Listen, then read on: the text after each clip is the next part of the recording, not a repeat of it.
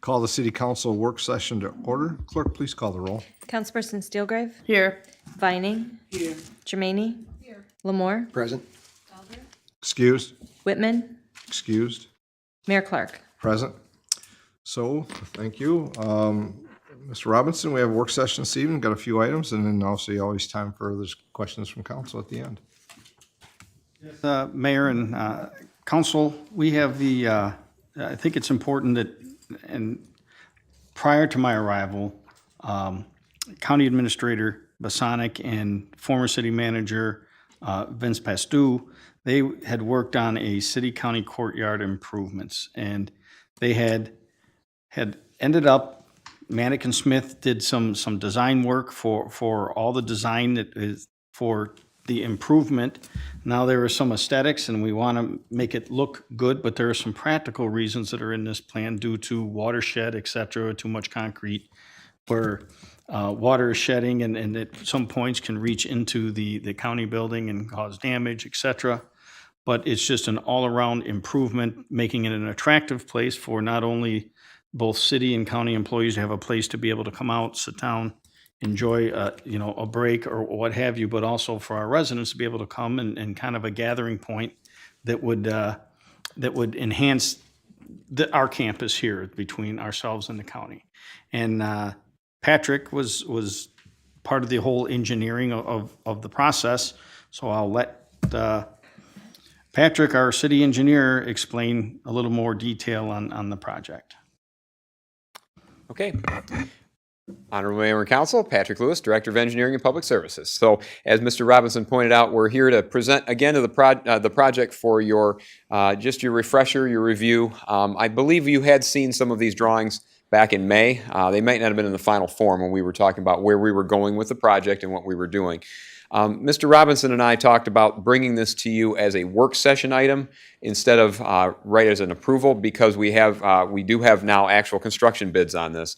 And as noted in the fact sheet for tonight's work session, the bids were over the programmed funding. So that's why we wanted to bring this up to you. Part of the question is making sure you understand the project, but the other part of that is, do you still want to proceed forward with the project, knowing that you will need to come up with additional funds to implement this? So a little background, as Mr. Robinson said, and I will elaborate just a little bit more on that. The county administrator who's here tonight, Mr. Basanic, and Mr. Pastu did have discussions on this project during concept level, and there was sort of an agreement that, which rightfully so, both parties use it, that we would split the funding 50-50 for this. So in keeping with that partnership, the county paid the out-of-pocket costs for Manick and Smith's design, which included landscape design, as well as your typical civil aspects. Those would be your hard concrete, your drainage, things like that. And then the engineering department from the city would administer the contracts and inspect the work at no cost to the county. So we'd be doing it kind of in-kind services, and those numbers work out pretty close. So we're prepared to do that. We did let construction bids, and we had this advertised for about 5 weeks, which is a little longer than normal because it's a relatively small job, and we wanted as many contractors to have a chance to get in on this as they could. We actually only had one bid, and that's partly a function of it's in that spot where it's not a big enough job to attract a lot of the big bidders, but it's too big for I'll say your traditional mom and pop operations that want to focus on smaller residential type jobs. Fortunately, the bid we got was from a qualified contractor, and that was Talon Bean Trucking and Excavating out of Dundee, who just happens to be the party that is tearing up First Street right now, which was part of the allure for them. They wanted to do it simultaneously with the First Street project. Part of the reason I'm saying that is because it's always difficult to know when you only have one bidder whether you truly have good bids or not. Because sometimes if someone believes they're one of only a few bidders, they'll throw a little higher number at it. I hate to say it, it probably is the best number we're going to get because you've got a contractor that's literally right outside our doorstep here already working. And that was part of the reason they wanted to bid it for fall construction. So I don't believe we would do better rebidding this again in the spring. But it'll be a decision where council will have to decide, do you want to move forward with the project?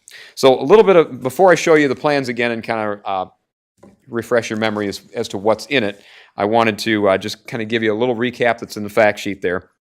The bid cost that we had originally when we programmed this was during the CIP process, and just spitballing some numbers, we programmed $100,000 on our end and $100,000 in the county. as we got to design and put some things in, we took some things out, but when we got to design, it looked like it was a little north of $300,000. That was our estimate based on pricing on similar jobs on our roadway projects. The actual bid we had in was $426,670. So we were quite a bit over the estimate and certainly over the funding we had before. Now, there's a couple of items in there that the county administrator and our city manager and I discussed, and no one feels that we would be losing anything in the project if we eliminated a few items. And two of those are utility screens that are designed to kind of screen some of the building system equipment for the county courthouse. We don't have those now, so this would be something, an enhancement if we were to put those in. But those line items would save us about $46,000 if we were to eliminate those two. So that to us seemed like a no-brainer to get the cost of the projects down. And then there were a few other things that we thought was 3 trash receptacles at a bid price of $2,500. We have some trash cans we can bring out there from other sources and save that to the project. So when you take those items into account, you could lower the cost of this thing to about $373,000. So that's a little bit better. Adding in the typical 10% project contingency, there are some services we need from Manick & Smith. I no longer have in-house survey capability, so we will need to provide surveying to make sure that the grades work and the slopes are ADA compliant. They're designed to be, but we need to verify that in the field. And then a little bit of concrete testing by the staff that we have to outsource comes up with a total allocation of $424,000 to the project.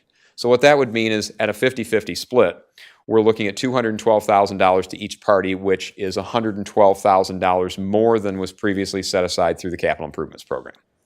So hence the reason we're coming to you tonight on a work session to get the feeling of, do you want us to proceed with an award? The contractor is ready to start when we're ready. Obviously, this can't drift too far into September or they risk losing their window, and there's a certain length of time it's going to take to build this. So we'd like to get this award no later than the next council meeting in order to facilitate that getting done in a timely fashion. So that would be what the ask is, although it's not written up as a formal motion tonight. So that's what we would be approaching you for a formal approval should you decide to pursue this further. The county has pledged that they're totally fine with their share going ahead at the increased costs, so they are on board for $212,000 on their end as well. So I've got a few drawings up here this is kind of an abbreviated plan set just to kind of show you what we're looking at. And I know it's hard to make out here, but north is of course at the top of the screen here, or north as north as we get in this town. Everything's kind of angled, but north would be, so the city hall would be on the top here. This is the doorway, the main doorway into the city. At the very top is your Lake Erie Transit transfer station here. And so what we'd be looking at doing, and I'll show you the removal limits here. What we'd be looking at is taking out all the concrete in this area, all the way down to where the courthouse entrance is, and then tying in where we put a couple of new sidewalk flags along the city parking lot last year. And this was designed to fit seamlessly so that all the grades down here work. Now, Mr. Robinson mentioned that in addition to softening the plaza with some landscaping, there are some drainage issues at play here. Mostly becoming a problem at the county courthouse because you have all the water that runs down the hill and some of it makes its way toward the main entrance here. So obviously Mr. Bosanic is a little more concerned than we are on the drainage side of things for good reason. We have a couple of trench drains that are in there. You see what I mean a trench drain is that metal grate that goes across kind of midway, and that's designed to intercept the water as it runs down. So you've got some trench drains that you're taking out here and down here, and then you'd be replacing that because it does still function as it needs to, but we're also adding in some spillways into these planters with some additional drainage structures designed here and here to intercept some of that runoff. And by the fact that these planter boxes are no longer paved, you're going to eliminate some of that entirely. We're adding a couple of structures here between the doorway and our parking lot. So our parking lot is right here where I'm waving the cursor. There's kind of the corner where the disabled parking is. You've actually got three catch basins in here. We're going to replace this one, which has a little. That one is not really in the best spot to intercept all the runoff, but it's kind of a fail-safe. So we're replacing and adding catch basins in here, and we're leaving the trench drains in place, but replacing those for newer models. These planter boxes, and here's some, if you want to see all the details, I have all kinds of fun details here that you can look at. But these would be fully landscaped. We're removing a little bit of the concrete on the north end. We're actually adding a bench kind of out here near the doorway by City Hall. That will be a fully ADA compliant bench. We were not able to make the 4 existing benches ADA compliant because they're on the slope and they're built into that structure. So we're trying to cut out having to remove structural elements of that wall. Again, trying to keep the cost down. So we needed to make at least 1 bench ADA compliant, but the benches will all be replaced with new surfacing. So we'll take out what's there and replace that with new surfaces. What else am I missing? We'd shown up in here the 2 screens that we're going to screen some of the equipment. Those would be omitted as part of the bid award here. And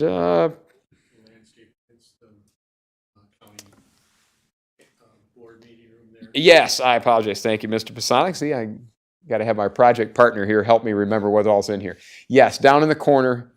So you can tell it's city-centric. We're focusing on what's... And that's acting as one of these spillways, if you will, to catch Yep. the water instead of surface draining it all. Yep, so we're going to add landscaping kind of down where the parking kiosk is right now. Parking kiosk will be reset in the same spot, but we will be adding that in there. So additional landscape down where the commissioner's chambers are. So I think I could give you a percentage number, but I want to say we're reducing the paved footprint here by something along the lines of 30 or 35%. I could compute the numbers if you'd like, but so it'll decrease the runoff. It'll add landscaping.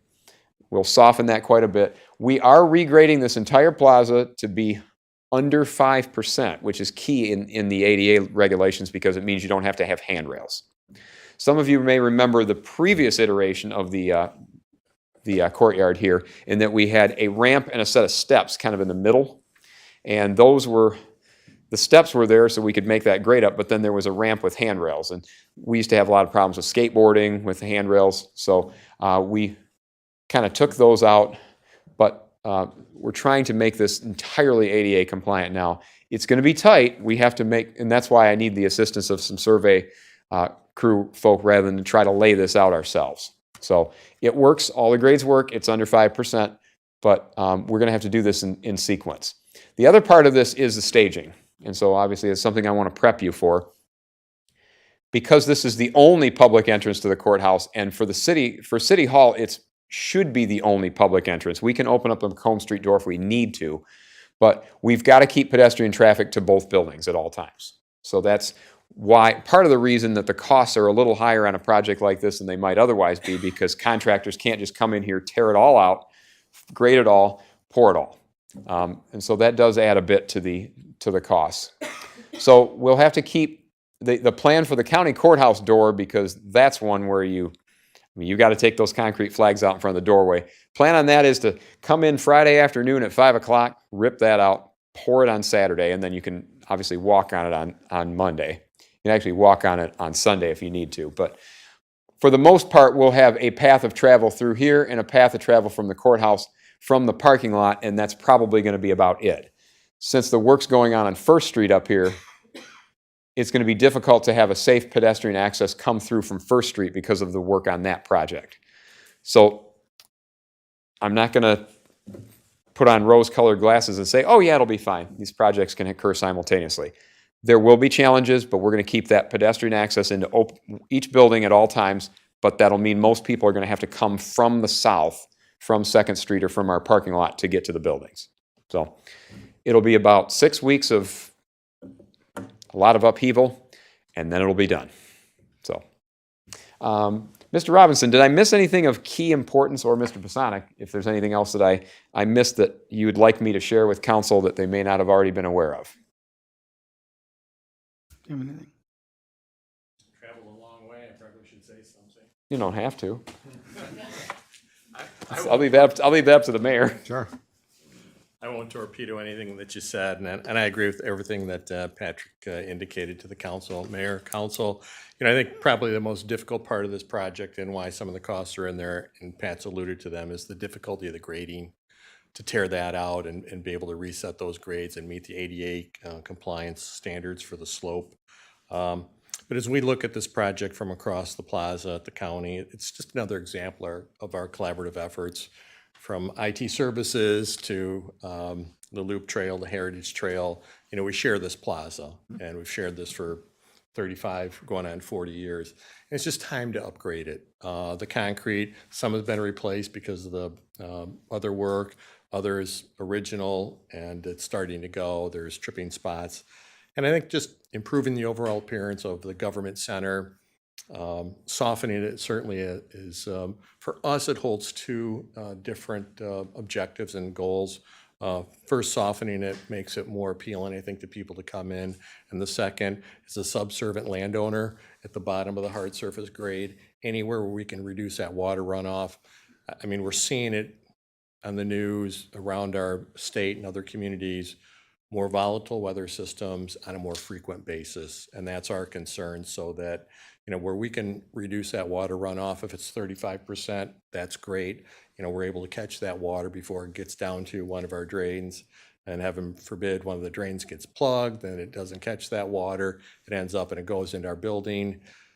I was around, we were building the building. We actually flooded the lower level of the annex. I don't know if anybody remembers that, but that was extensive repairs on that. And today, if we got 2 or 3 inches of water in that lower level, probably looking at close to $1 million of damage. So from our standpoint, it's a really good investment. It's preventative. It's a risk management initiative on our side of it as we look at it. And so, you know, just the safety, the functionality, the aesthetics, to be able to use it for something more than what it is right now. It's just open concrete and hard surface, and it just makes it a little bit more appealing for people to come into the building, aside from all the other things Pat had indicated in terms of just, you know, the trip hazards, the ADA compliance. So the county supports this project. It's been on our radar screen for a while now. We're pleased to be able to work, as we always do, with the city and your staff on these types of projects, whether it's here or somewhere else. And so we're anxious to begin the project. I think timing is right with the contractor who is the bidder for this, who's doing the work out front.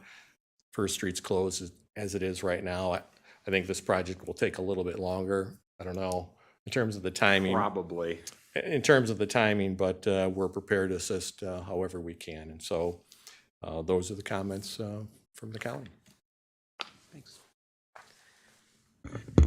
Yeah, that was one of the points I was going to make too. Sometimes you just, it's time. I mean, it's getting close to 40 years old, and so these are things that just need to be replaced every 30 or 40 years, and here we are. So, and I appreciate Mr. Bosanik's leadership in this project, and so I guess that's more or less all I have to present here. But you know, the contractor, I indicated to him that he would have to wait 2 weeks for the award, but that I would definitely take any comments from council and pass those along as far as your interest in seeing this as a formal agenda item in 2 weeks. So. We'll see if there's any comments from the council members. Michelle? I have a comment and a question. Question first, so if we do the courtyard, I know the timeline for the streets. If we do the courtyard too, what would that timeline be in addition to the end of September? I have been told by the contractor they are interested in completing both. They said First Street by the end of September. I don't think that's going to happen. But they definitely want to work on both of them simultaneously. I think the middle of October is a more realistic time frame. There's nothing here that they can't accomplish in that time frame. It's not a fundamentally difficult job. It's just they have to, with all the staging of pouring multiple times in concrete, there's about 2 weeks worth of just staging. So I think it's a fairly safe bet that both projects should be done by the end of October, with barring any major delays. Well, my opinion is that everything's going to be torn up. This is a good time to do it and do it once. There's nothing else around this building I have left to tear up for you after we did 2nd Street last year and the parking lot last year and 1st Street this year. We still have the brick walls we got to deal with. Other than that, I think we're good. Yeah. Deb? The landscaping area, is it flush to the ground or is it going to be up high? There is a small curb. I say small. Well, I think it's a decent sized curb. That was funny because that was one of the design elements that we spent a lot of time discussing here. It's not. It'll be a curb. You'll know it's a curb, and it should not be a trip hazard. But I'm trying to think what we settled on, because we've got a gap in there. I think it's an 8-inch high curb is what we settled on. There's a couple places in the spillway where it'll get through, but it's actually got a bridge on the top so that you'll only see water going in the bottom slat. It's almost like a slat there, but we started with, I think the LA started with a 4-inch curb, and we worked that up to an 8-inch curb. So, So it's something good that is in Monroe. I mean, we're going to stuff this full of enough bushes that I can't prevent the kids from, they walk into the bushes here that are 3 feet off the road or off the sidewalk. So, I love this whole plan, so I'm good. yeah, okay. Other question, Kelly? So the initial $100,000 came from the CIP budget. Where's the extra 112,000 proposed to come from? I will defer to the city manager and finance director, but my understanding is it would have to come from the capital projects fund balance, and don't quote me, but I want to say the fund balance isn't significantly more than you would have to appropriate. So I think you'd be using most of that. It's like a finance question. I'll let Mr. Robinson and/or Mr. Sell address that if they'd like. Mr. Sell will handle that one. Okay. It was a good question. It was on my list, so thanks, David. Yes, Honorable Mayor and Council, Ed Sell, Assistant City Manager, Finance Director. Yeah, I think I stood before you about 2 months ago when we amended last year's budget, and we transferred $156,000 into the capital projects fund last year. And one of the things I said it could be used for was for overages on other projects. So that's available. We looked at the capital project fund when we did last year's CIP, and there wasn't a lot of money there, like maybe $300,000. We've used a lot of our reserves in that fund on projects like Carnes Park and other bigger capital projects like that. So there's not a lot to fall back on at this point. So that's available. We can look at other projects that have been budgeted that haven't started or haven't been completed yet, and maybe transfer some money from those projects. That's an option, but I think it can be done. You're really at the point where, okay, do I spend the money on this project, or do I spend the money on some other project that's coming down the road later? That's what you have to keep in mind, because we are getting low on those reserve funds that we used to have quite a bit more of. So that's what's available at this point. Thank you. Kelly, anything further? No, thank you. Brian? Yeah, just a reminder too, that there's a contingency built into this too, so we may not be spending all of that money. Correct me if I'm wrong. No, that would be correct. There's 36,930 in contingency. That's 10%. But keep in mind, half of that's the counties. Right. So, right, no doubt. Yeah. And I think Sal Bean's done an excellent job on the project over on Lavender and Rossler. I think they've done a very good job. So I have no problem with employing them to do the work. And keep in mind, we're all county residents as well. So this is kind of like a double whammy for us, city and county combined. So I think it's a worthy project. Other comments? We have a couple. So Kelly asked the first one. I think that Mr. Sell said that you have the funds that are available, and if it's not this, it could be something else, but this is what's in front of us today. If we think it's a worthwhile project and the investment is important for the through the partnership for the courtyard and the facilities, then we should move forward rather than wait for something we don't know that may not come and miss the opportunity. I think the logistics and the timing of other work being done makes it more cost efficient. I appreciate there's some thoughts and consideration of the overall cost of what might be paired out. Doesn't mean it doesn't. Those are items I think that could be added later if there was opportunities, funds come available. Who knows what it is, through grants or something, but there's those items. So my first question is follow-ups to Deb's on the I'll say the islands and landscaping. I have a better understanding now from what you said. I think about that as the water. The intent is as water flows, is to take care of the plants and those items that are in there, right? And does it stay in there? Is it going to come out the other hole? Because then all you're doing is just pushing the dirt down instead of just the water. No, I've But got- I saw this, and that's why I'm asking. I think I understand. It's kind of a retention for the livelihood of the Yes. plants, and I think there's a tree there. Yes, this is a typical detail. Obviously, it's gonna change. These couple of things over here, and it's kind of hard to visualize this. It was kind of hard for me to visualize it, but this is like this part here shows the planting space, and that's got your organic soils that are supporting the tree root growth of any of your plantings in here. And then you've got some porous stone underneath that. So the water that gets in here will slowly percolate down through here and get out through an under drain. What that means is essentially in your lower events, it's going to kind of soak in there, but that will get in there and kind of nurture those plants. But in your heavy rains, it's still going to get into the planters, but instead of washing out, it gives it a place to get through these porous. So if there's a surplus there, it'll get through the porous stone, it'll put pressure on that and get in the under drain and then go out through the normal stormwater process. So it both filters pollutants, but yes, it's not just going to lay there and just soak the plants. It's got a place to get out. But it is designed, and like I said, it's right here you can see the notch. It's hard to see in here, but this is where the spillways are. So you've got that cutout where you'll have kind of like the curb bridging from one side to the other, and it's just a little area for water to get through there. But it's also got, like if you had such a heavy gusher that you had so much rain that was coming there, some of it would still bypass along the curbs and run down the concrete. So I don't think it's likely you're going to flood these areas, but because they've got spillways that lead into them, you should be able to get some of that runoff diverted directly into the planters, as well as eliminate the runoff from what would have fallen on that if it had been concrete.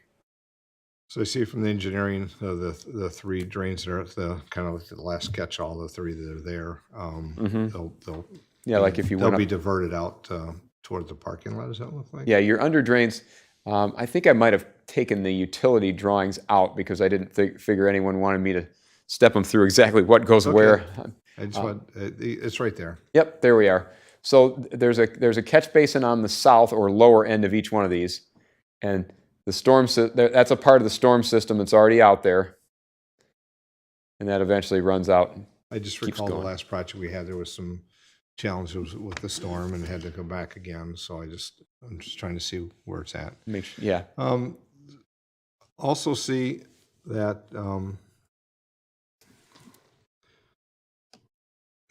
current landscaping that's there, the trees, I think one's being removed. Is that correct? One's being removed, the others are remaining. Thank you. We have had some discussions about that because the trees are essentially like 60% of a tree because what's facing the building is not. Well, it's a curved building. You're only going to have half a tree. But Right. anyways, that said, I see that the bushes and stuff are obviously prepared to be redesigned or different types. Yeah, and there's stuff. 3 bushes going in where one Yeah, of the trees is being Right. removed. And that's fine. Yeah. There's one. And we are using and this was another thing that I agreed with the county administrator on. We're using the landscape mulch that's like the lava rock types that they've got along the county courthouse, which is very good. They're not heavy enough. You can't penetrate windows, even if you pick up a handful and throw them at them. But they're pretty maintenance free. So we're going with those. And it's called something else here. We called it walnut something else, but I basically stole a handful of your mulch and gave it to the contractor. He said, "Oh yeah, I can get this." So we're all good. Okay. I know there's a ginkgo tree there, so I'm sure it'll be the right one. I've been correct type. assured that You don't want. by our Okay. friends at Manick and Smith. Yeah, just one more question.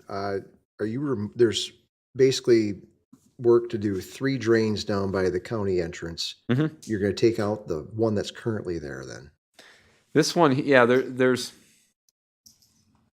There's 3 planned and one Yeah, it's that's re- currently it's- yeah, there.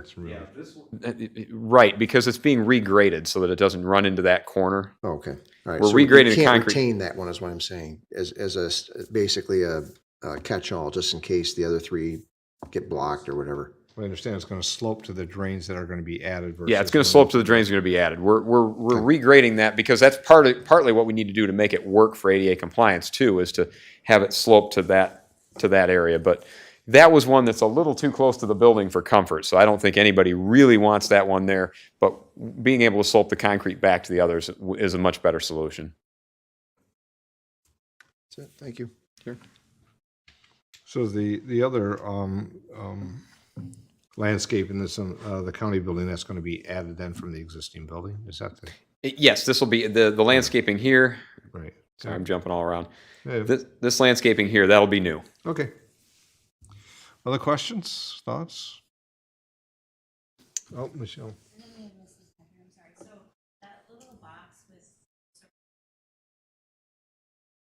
Yep.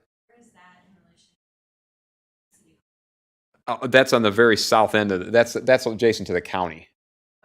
Yeah, this is at the southern end. This is our parking lot right here.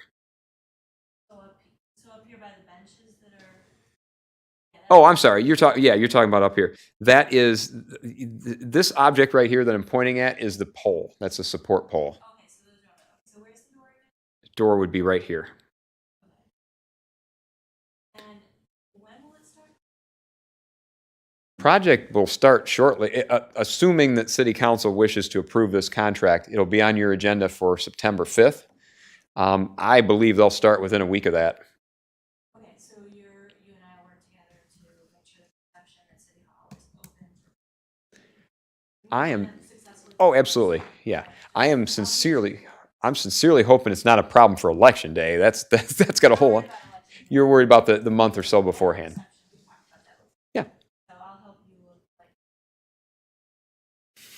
This is going to be difficult to thread this needle here, but we will do everything we possibly can. We've got lots of practice over the years of doing that. So We do, and we've done a good job. So. Yeah. Okay, thanks. sure. So Michelle's question reminded me of something. So where we sit now and see this door going outside, where would it be on this drawing schematic? The door going outside, our door would be right here. Okay. I'm just thinking egress, time of emergency, either in or out, that's all. Yeah. Well, I believe that the critical part for the grading of this plaza is in here, because this is the slope that's the closest to 5%. But we also have, it's a lot less critical on the northern end here by City Hall. We've got a lot more to work with there. We can make more adjustments. So my belief is, and we didn't get into this level of detail with the contractor yet, but I believe we'll do the same thing with part of this in here, where we'll take it out on a Friday and pour it back on Sunday. They might do both doorways at the same time. We haven't fully developed the project schedule, but it'll be much the same thing here. I know it's gonna be tight to meet the 5%. I think about people as they walk in or walk out of a building, if they're walking out and all of a sudden not anticipating even a 5% slope, what that might do. So I'm just thinking about that, that's all. Yeah, and right now it actually is steeper than 5% in a number of areas too. So we're All right. Other questions? Mr. Robinson, looking for direction, some other thoughts, like Well, what moving I'd like forward to is what do- you're looking for? Well, what I'd like to do is anybody comes up with any thoughts or thinks about this, please get them to me as soon as possible, because I would like to put this on the September 5th agenda, and so that we can fit ourselves into that building envelope and work with the contractor. My only thing I want you to think about, and maybe Patrick, you'd have some ideas of, is there any projects that you see that's slated currently that by doing this project, we wouldn't be able to do I will. from a financial standpoint? While I have not yet looked at an exhaustive list of projects, I've got a pretty good handle on what my jobs that are coming up for the next year are. The one that you do have that is still a high degree of uncertainty on, and I just received the plans for it today, and that'll probably go out for bids in a couple weeks, is the MLK Bridge rehab. Now, I will tell you, the estimate I got is about $800,000, which should put it under where we thought it was, because we've scaled back the lighting a bit. With that said, we have no idea what our bids are going to look like, because we don't do very many bridge rehab and painting jobs like this. So we're bidding it at what I think is a good time now for next year's construction. And that's one, too, that if it was done for next year's construction, we have until April or May to figure it out. And that one's, it's a large enough job, though, that if we're within $100,000 of that, we might have to get creative on it. I don't know that financing this job is going to materially alter our trajectory on that. But that's the one biggie that I can think of that's not yet fully committed, so to speak. Okay, because that was my big concern, but as, you know, as Mr. Sells explained, you know, that where we're at with that financial fund, I just want to make sure that the council in their thought process has that in mind, that, yeah, there might be tight, and we might, and that's why I wanted your advice on, is there any projects that we're going to say, oh, because we did our plaza, we can't do that? Yeah. And I just want to make sure that they have that thought process when they're thinking about their questions and when we actually bring it back for approval.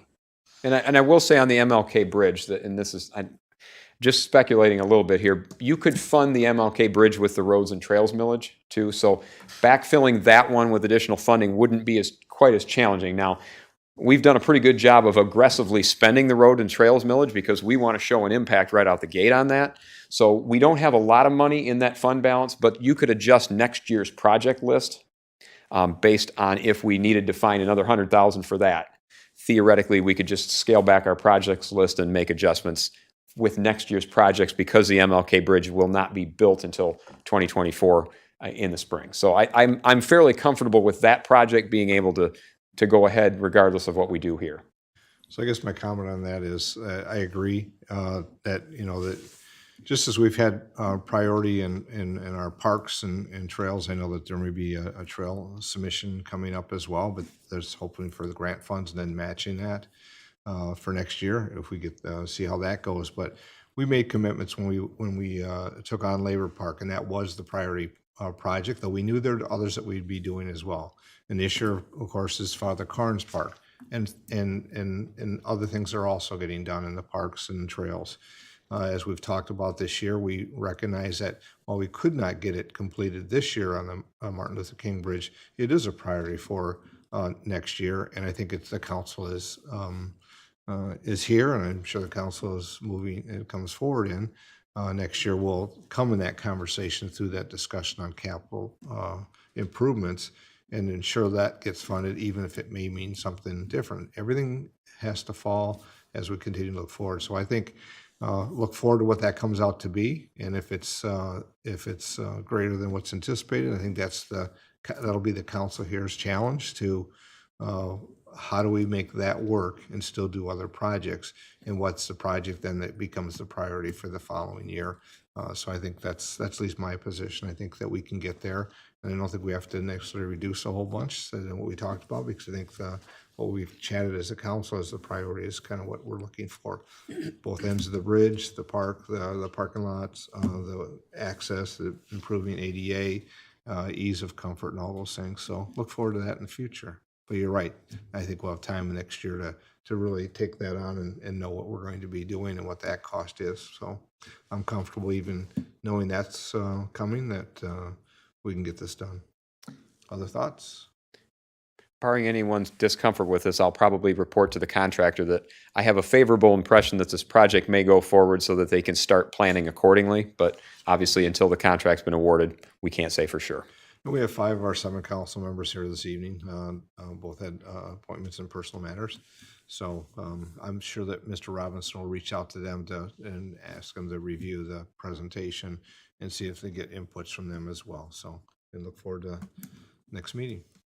Thank you all. I appreciate the feedback and questions. All right. Thanks, Patrick. Thank you, Mr. Bosonic. Great to see you.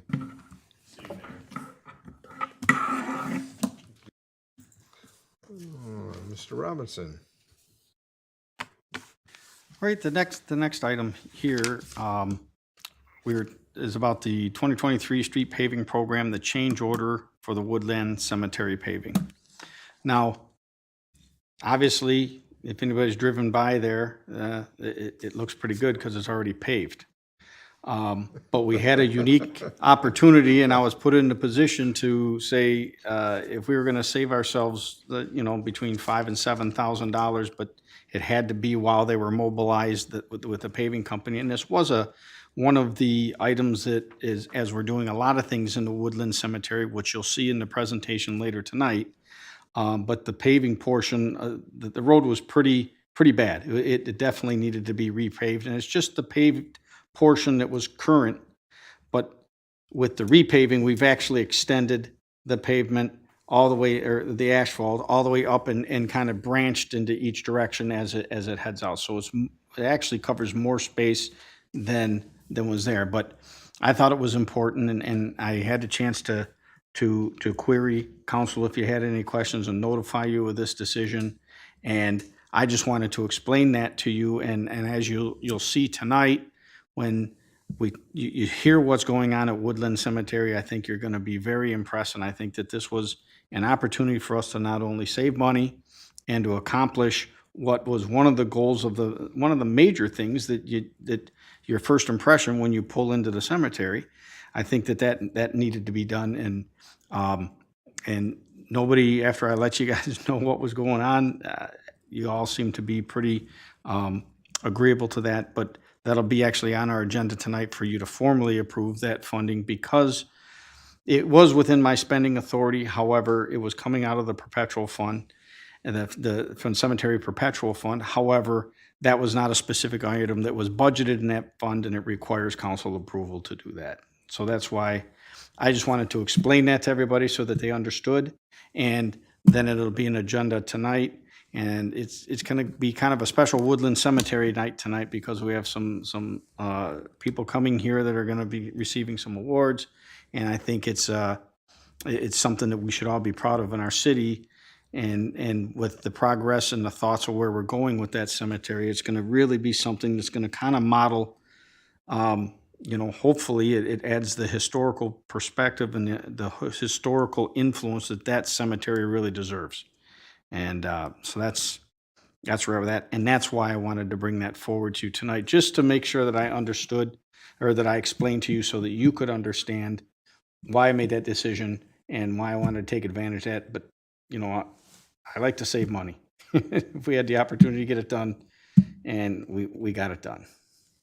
And if anybody has any questions why I did that, please feel free to ask. I don't see any questions. I think we've got your responses, I'm sure. So look forward to seeing those later on the council agenda, the updates, information, and presentations. Next item is about The next item complete is streets. the recommendation to adopt complete streets policy. And I'd like to ask Mr. Van Acker to come up and kind of explain this to you. And feel free to be able to fire away with some questions for Matt. Well, good evening, Honorable Mayor, City Council, Matt Vanasacker, Deputy Director of Economic and Community Development and Neighborhood Services Coordinator, coming to you tonight in my capacity as staff liaison to the Bicycle and Pedestrian Advisory Committee. The committee is recommending that council approve this resolution, and this comes from a recommendation made during their meeting on July 12th. Committee's starting to work through all of the items within the pedestrian trails master plan, and this was goal number 2. If you remember the specifics to the plan. Within the goal, there were 5 action items, and the first was to approve a complete streets policy. Now, the city is not necessarily a stranger to complete streets policy and the complete streets initiative, as back in 2011, City Council approved a complete streets policy, as was the recommendation from the mayor's traffic committee at the time. And fortunately, obviously, I have not been here. I was not here in 2011, but fortunately, Mr. Lewis was, and so I was able to get with him and get kind of the backstory on how that initial conversation came about. He informed me that they made the recommendation as a result of complete streets legislation that was passed back in 2010. So really, this legislation gave additional considerations to non-motorized users in Act 51. Since the passing of this resolution in 2011, a minimum of 10 non-motorized improvement projects have been completed within the city of Monroe that have been guided by the Complete Streets resolution. And in speaking with Mr. Lewis, the resolution before you this evening strengthens the language of the resolution passed in 2011 and reaffirms the city's commitment to the continued implementation of Complete Streets principles, and also acknowledges the latest industry standards in all roadway and trailway improvements. So in summary, that is what is before you this evening. Obviously, we would recommend support of that. So any questions? Any questions for Matt? City Manager? So I appreciate the update with the committee, because I know that there's a lot that they've chatted about. I also know that we've got some transition, and I've received some recommendations already. But the Complete Streets, from a broad sense, is something that we've embraced, and as Matt said, we've done projects. Now it's really putting it in a resolution, which really is gives it more strength, knowing that the committee, as they work forward and decide to take on work that they do in their committee, to be able to present it to the council, knowing that that's kind of the foundation document that we have. And I know that they're already talking about some projects for the upcoming year and potential grant submissions along those lines as well. So look forward to that. Any other questions or comments? Matt? Great. Thank you much. Thank you. Yep. Mr. Robinson? I think we're able to move on to the next agenda item here for the working session. Would be any other items as time permits. Sure. So we have enough time if there's items that council members may want to make inquiry about maybe the agenda or other items. So I guess we do that now rather than just departing. So, Brian. Thank you, Your Honor. If we can get an update on the Council Action 4210, the Residential Housing Strategy Services Agreement. I just want to know what we're going to be engaging with in the council meeting when it comes to that, so I can kind of be briefed prior to going and making a recommendation. Matt, go ahead. Good evening once again. So in February, obviously, City Council met to discuss all of the goals and objectives for the year, and this was one of the ones that rose to the top. And we got to work on it straight away, starting in March when I came on board. One of my first tasks was to develop the RFP that went out for qualified firms to assist us with the creation and implementation of a residential housing strategy. So the RFP went out in May. As part of this process, we hosted a pre-RFP conference done virtually. We had, I believe, 5 or 6 firms present on that conference. We outlined the proposed scope of work, which we set forth in the RFP, and we received, as a result of this, on June 12th, we opened bids. We received 3 bids on June 12th and received an additional proposal coming from Beckett and Rader with CARP Strategies that was submitted just after the deadline, but within city policy, made the decision to accept that proposal and acknowledge it for consideration.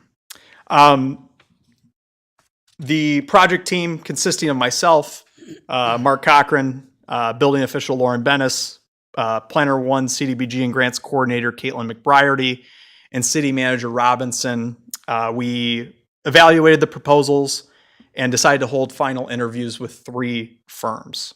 Land Use USA in partnership with CIB Planning, Urban Partners in partnership with MKSK, and Beckett and Rader and CARP Strategies on this proposal. One thing that we did going through this proposal was we encouraged firms, if they did not specialize in the full scope of work, to seek out other firms that did specialize in those scopes of work.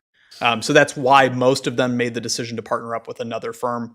A lot of planning firms decided to partner up with market analysis firms, since those were both heavy components within this plan. As a result of this review and interview process, our project team tonight is recommending that we move forward with the proposal from Beckett and Rader and CARP Strategies.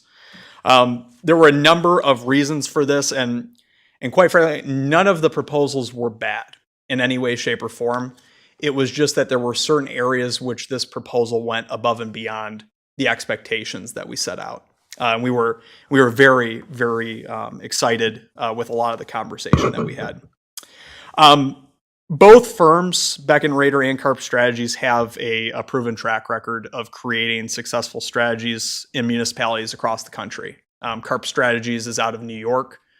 We thought that was nice to have that bit of outside perspective to go off of, knowing that obviously everything in Michigan is not the only way to do things. So we were very excited about that. And also, in addition to that, as you can see in the proposal, both firms have received a number of awards for their work in the past. So we definitely feel confident in that. In addition, the proposal and interview aligned most closely with what we were going for and what we want to see out of this plan. And then it even went above and beyond, simply the creation of new housing stock and reviewing the market, but also looking at the rehab of our existing neighborhoods and accounting for that in housing stock, which is something that the other proposals did not account for. The last thing that was very, very encouraging to see, we had asked each of the firms to give us their thoughts on community engagement, how best to engage the community in this process. And a response we received from a few of the firms was, we'll defer to you in terms of how you see this. And we had ideas. We had some pretty good concepts for how we wanted that community engagement process to look. Beckett and Rader and Carp Strategies, their proposal aligned most closely with that. And then they also went above and beyond to consider groups such as the Realtors Association, developers, both public and private developers, nonprofit partners, etc. So a lot of these key stakeholder groups that really, when you start looking at this residential housing strategy, there are so many different elements and aspects that play into this. And so overall, we felt that their proposal most closely aligned with everything that we were trying to accomplish. So that's the action that is before you this evening, is to approve the proposal from Beckett and Rader and Carp Strategies, which is the one that we as a staff are recommending moving forward with. I just had a couple more questions regarding that. Yeah. So you sent out an RFP. What was the scope that was requested in particular? Yeah, so the scope that was requested, and I can pull it up here. First and foremost was to analyze the housing market and identify needs that exist, right? And that encompasses a number of different things: price trends, characteristics, etc. The second was to review our existing city policy, ordinances, building code, etc., and provide suggestions on any roadblocks that we have in some of our language, which we uncover, on a pretty frequent basis. Develop a comprehensive approach to attacking our current gaps that exist within that market analysis. So, for instance, if we have too many housing types for a certain population, what can we do to make sure that we're building new housing that accounts for the actual needs? Identifying sites for new housing development, and then also evaluating some of our current sites that we have available for housing. So not only we have a certain number of sites that we've targeted in the master plan targets for residential development, but also looking beyond that scope into areas that we're not currently considering that may, for whatever variety of reasons, align with this. Identifying possible housing incentives. So the state, I believe they've released at least 5 bills this year alone on new incentives for residential housing. So reviewing those incentives, seeing how we can label and use some of them, potentially layer them to incentivize new development.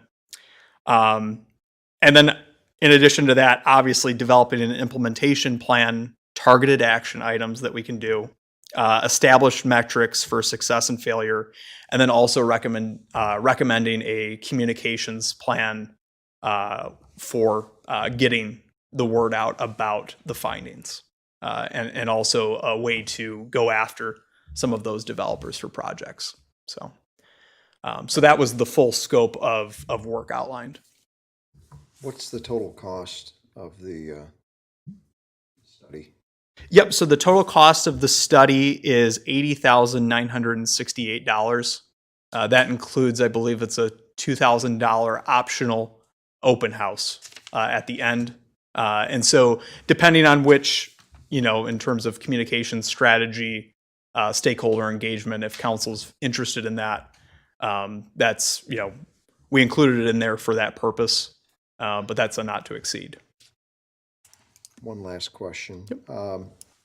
You mentioned that they're going to basically solicit some developers to get some ideas, strategies, whatever.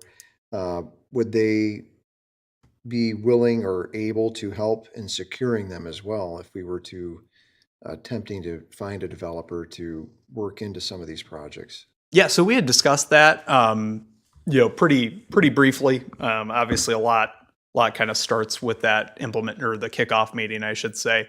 But they did say that they are, they're doing projects with a number of the incentive programs with some developers across the state right now, and so that's a very positive option for us to be able to pursue some of those folks as well. Or could tie it together. Mhm. Thank you. Yep. Other questions? Kelly? Not so much a question, a comment. We attempted to go down this road before, and I don't feel like we were, the council was fully involved. So did you guys discuss about how you're going to keep the council abreast? And so we're not just suddenly presented with a document and expected to make quick decisions? That's a great question. We have we have some ideas for that. I think for like open work sessions and things like that, it'd be appropriate to provide updates when council would like them. But really, I think I'd rely on some of your feedback for how often you would like updates. Other questions? Brian? I'm sorry, I have one more question. You said we received several bids when we sent out the RFP. I mean, were they all somewhat in that same relative neighborhood as far as the price goes? Yeah, there was one that was drastically less. It was about 42,000, but it really strictly kind of focused on the updating of the market analysis. It did not really account for many of the other action items within the scope of work. The others were all within $2,500 of each other. Okay. Other questions? So I think to Kelly's point here, I think there's an opportunity as you have your initial meeting, they may have some best practices that they've been engaged in and have presented. It might even be like proposals that would fit within the Monroe community. And as we've talked about here as a council, obviously we're looking for new development. We're also looking to rehab development and of course, lastly, infill development. We have many properties that we've talked about before. And I think that's what we really have to figure out, how to find those to get them done. One of the incentives I know that's just come out, and probably some of you probably already heard it, read it, but is incentives kind of like for brownfield. You can now get in a brownfield place, you can wait in which incentives for that project versus trying to figure out how to go through a brownfield plan and stuff. But there's ties to that legislation. So it's not just a pristine property that's, all in one place. There's things that we know that because we're a brownfield community. And sometimes that may not be maybe difficult, but it's a positive now with the funds that would be available. And I think that I know this company has been engaged in that already. I will say the scope of work, when I went and looked through this, I think it has a broader view than where we, not where we were before, because I think we talked about these, but Matt, as you just said, just doing the market analysis of this is what's out here and this is what you could do. I look at some of these these are things that you have and how you can do.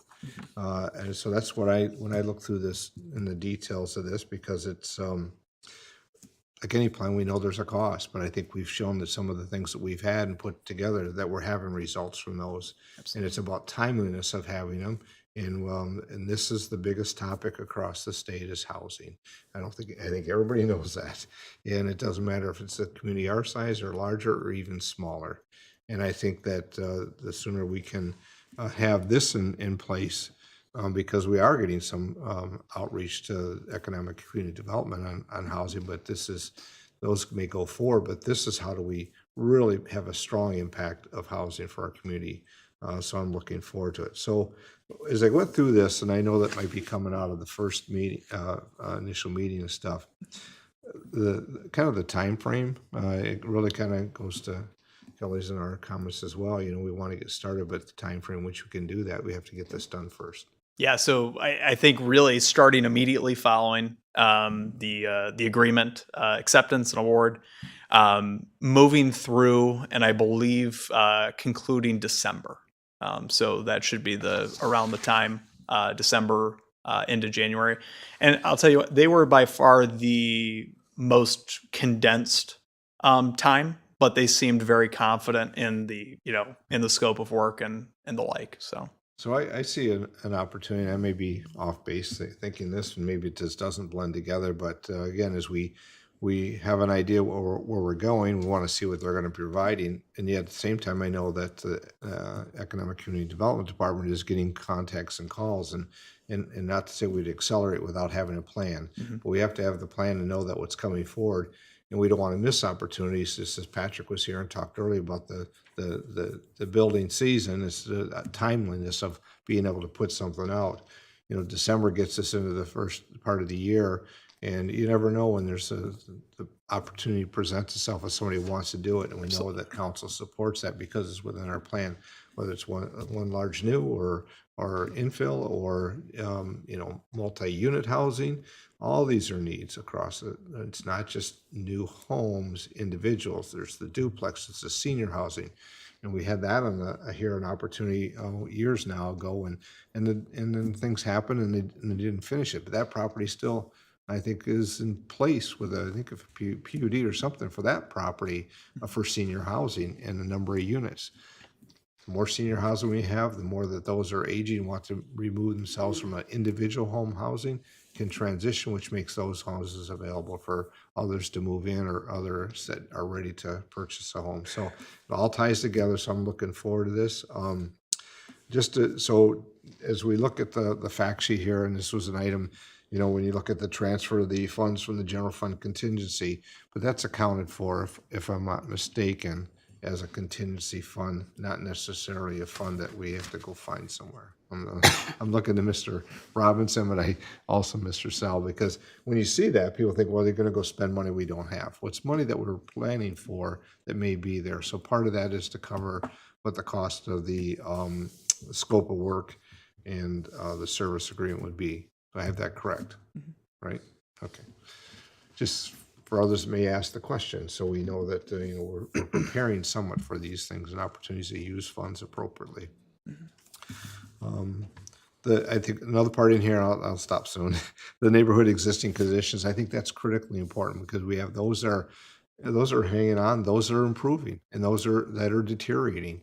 It's why we have the strength within our ordinances that we have done this past year, and plus, it's not just been this year, of that. And then the incentivized housing, which is really the opportunity to see where funds are available that can incentivize a developer to come in and start a project. Again, all types. I mean, I think about the ones that we heard about already at the Lazy Boy site. It's just, while it's small, it's impactful. The people are watching and are interested. So I think that's where some of that engagement comes in. I think they probably know, but you still need to know the community that you're trying to put together a plan for, not just because everybody wants this. Well, maybe not here. And I think that engagement is there because I know I get the conversations, and others here do as well, of well, when can we have, and it was senior housing. It was independent living senior housing, duplex. And then others have the need for the multi-use building. That's going to, not by volume, but by the, as I say that, the attainable housing. I think that's the word I like to use. Affordable, I understand, but it also then just gets to the revenue side. But each members in our community can attain a level of housing that they're looking for. And we have to make all those available. So I'm supportive. I just glad that we had the opportunity to discuss that here now before we go to the meeting. And there's other comments. Obviously, we'll take them at the meeting as well. Any others here tonight for the work session? Oh, Brian, I'm sorry. I said it's exciting. Yeah, I think we're visioning forward what we need to do, and we're not the only community that's doing it. So sooner we do, the sooner that we have some results, I think that will be positive. Brian. I have another comment or another question regarding another item on the agenda. Okay. Thank you. Brian, for Mr. Yeah, Robinson. under the consent agenda, item number 4189 regarding 525 Turnus. Just wondering what, they're looking for a tax exemption, facilities tax exemption? Here we go with Matt Yeah, again. we had the review committee that met and had it presented, but it was informational. But this is just to schedule the public hearing. But we have the time, so we can kind of get a lead in why we need to set a public hearing and what that really is all about. I think then gives time for council to think about that before it comes up next meeting. Absolutely. So we received an application for an industrial facilities tax exemption from Pioneer Metal over in the Mignano Turnus Industrial Park. Obviously, their company has had a long-standing track record in the community, and obviously that was noted in that decision.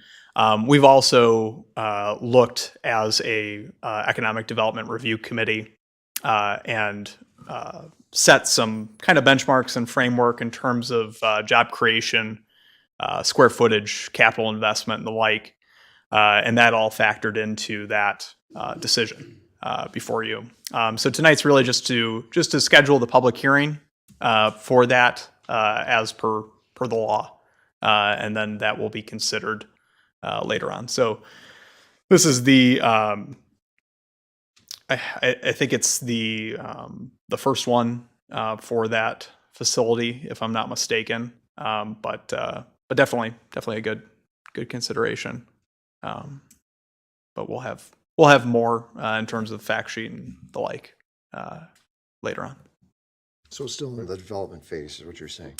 Yeah. So they by law they have 6 months to turn in an application from pulling some initial permits or submitting site plans, et cetera. So they're still working on their site plan to us, but this is just kind of getting ahead of that. Understood. Yep. Thank you. Committee, we met and there was a discussion of the committee that willing to move forward and present it to council. And of course, as he said, as Matt said, as part of the process is the public hearing. There will be additional information, but I'll share one part that I know we talked about, and I asked and this is more of a comment I had to Pioneer Metal was looking in the details of how they were going about doing that and what companies they were partnering with, and the number that were local. I think was good to see. So we know that there's partnership across existing communities or existing businesses that could provide that service and for employment here. Now, other things don't because it might be specialized, but outside the area. But so that was one thing I know. We'll get the facts. It'll come through as we get to the public hearing, and then as Matt said, as they move forward in the timeline. So, Awesome. Thank you. Yep.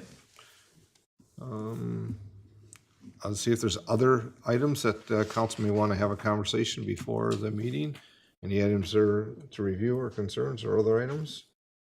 Well, Kelly? this doesn't have anything to do with the agenda. Right, well, this is, got a few minutes, absolutely. It might be something that they bring back at the next one, or, Well, I hate to be the dead horse, Mark, but when Ed was talking about the fund balance and how we might have a little extra money in there, I thought this was a great time to ask about you know how the basketball court was taken out of, well, I don't know if it was ever in the plans or removed from Carnes Park.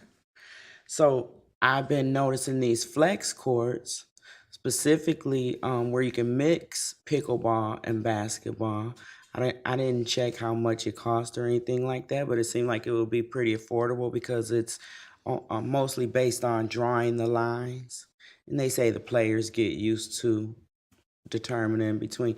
But you know, apparently this flex use courts is all the rage everywhere, and cities are saving money by building these where you can play tennis and pickleball or basketball and pickleball. Like I know even the community center gym, it has the hardwood floors, but that's also a regulation volleyball court, just because they built in these certain slots into the floor. So I was over there recently, and I noticed all the nice courts and everything. And would that be something we could consider? Because, you know, we're still hurt about the basketball court being taken away. And I don't know how far we are into the project at this point, but if it's just painting lines and drilling a couple holes, I think we could do it. Mr. Robinson?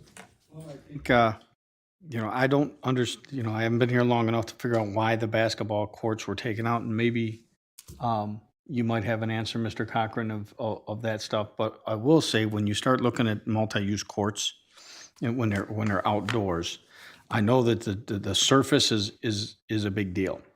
And there are certain types of surfaces that are recommended for that kind of activity that because usually basketball courts are a little bit different surface than a pickleball court, et cetera. And there are some surfacing that is made that can be used for both in multi-sports. But I know that those surfaces, from research I've done in other places, is relatively expensive. And so I don't know if it cost factors, whatever, but if Mr. Cochran would like to try to show some light on why those courts were removed to begin with, et cetera. Yep, good evening. So when we did the park master plan, that was several years ago, when we did Carnes Park, Millrace Park, Munson Park, St. Mary's Park, Labor Park, and I believe Soldiers and Sailors was included in that as well. We talked about the sequencing of all the parks, and the basketball courts at the time were not included in the Carnes Park master plan at that time, because we're looking at, all parks can't be all things to all neighborhoods. And so at that time, we had talked about moving the pickleball courts, the volleyball courts, and some of the other amenities from other parks to make other parks be more passive oriented.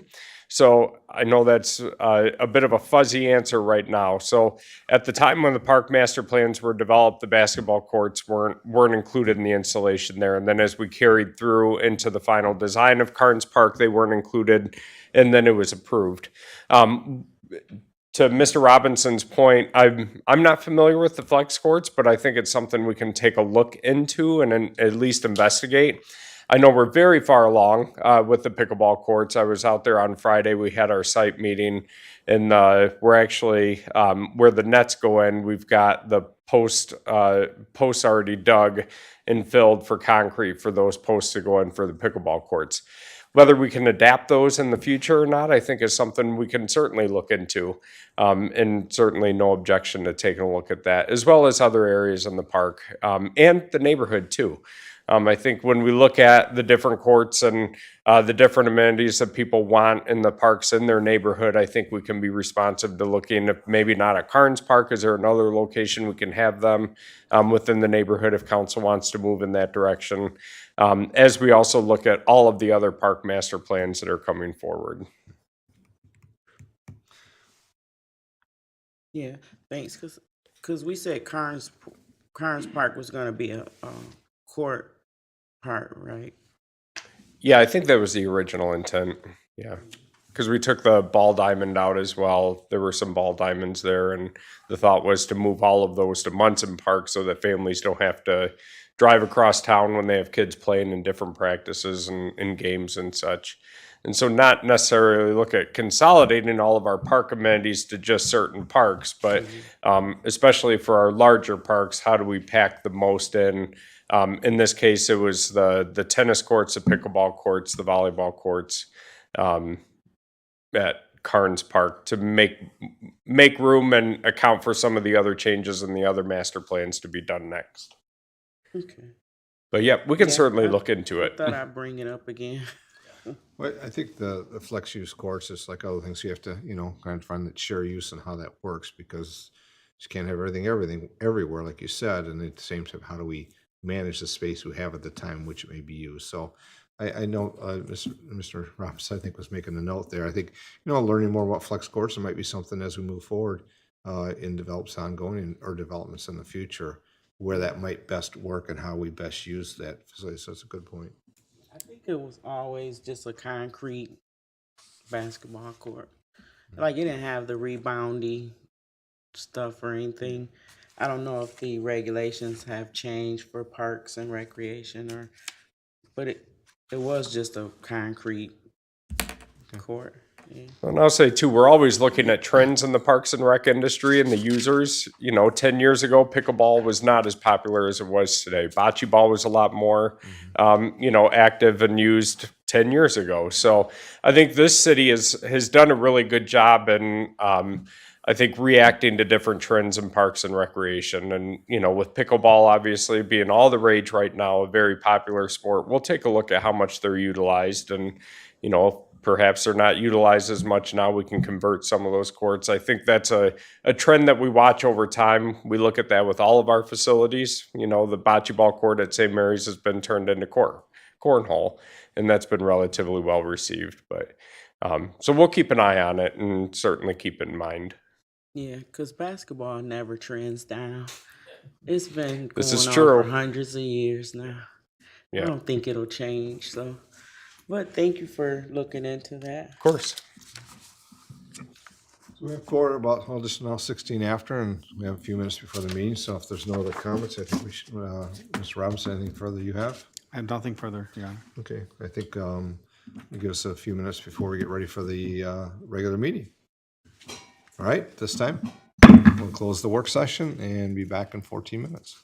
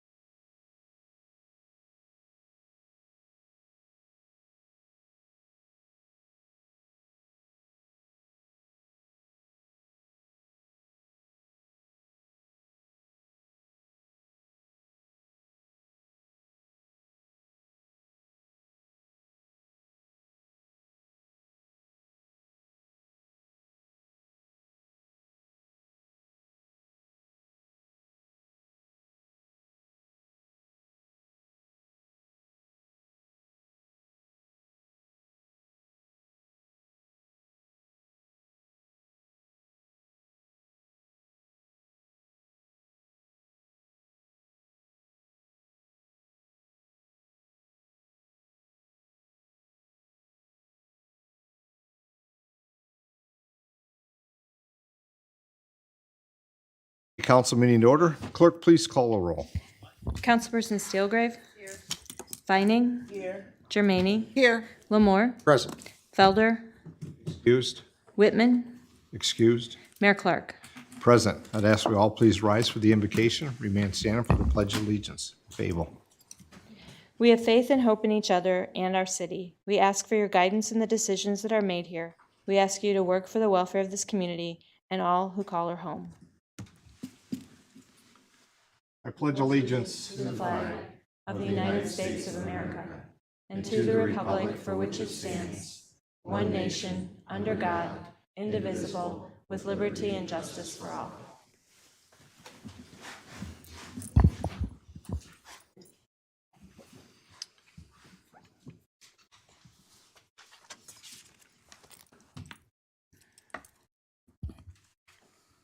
Just advancing my screen, I'm sorry. That's okay. Clerk, next item, please. The next item on the agenda is the approval of the regular agenda. Manager Robinson, anything on the agenda for adjustments?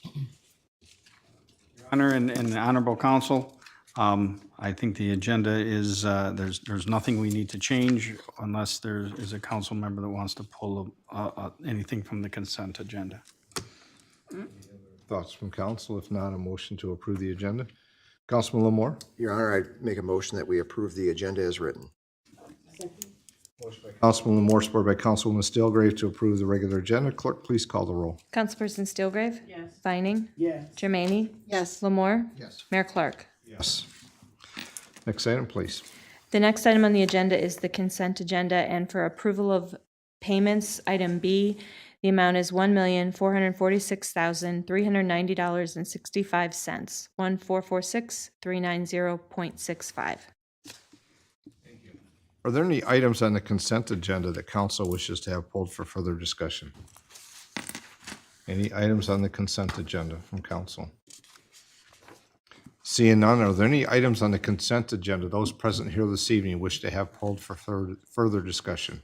Items on the consent agenda.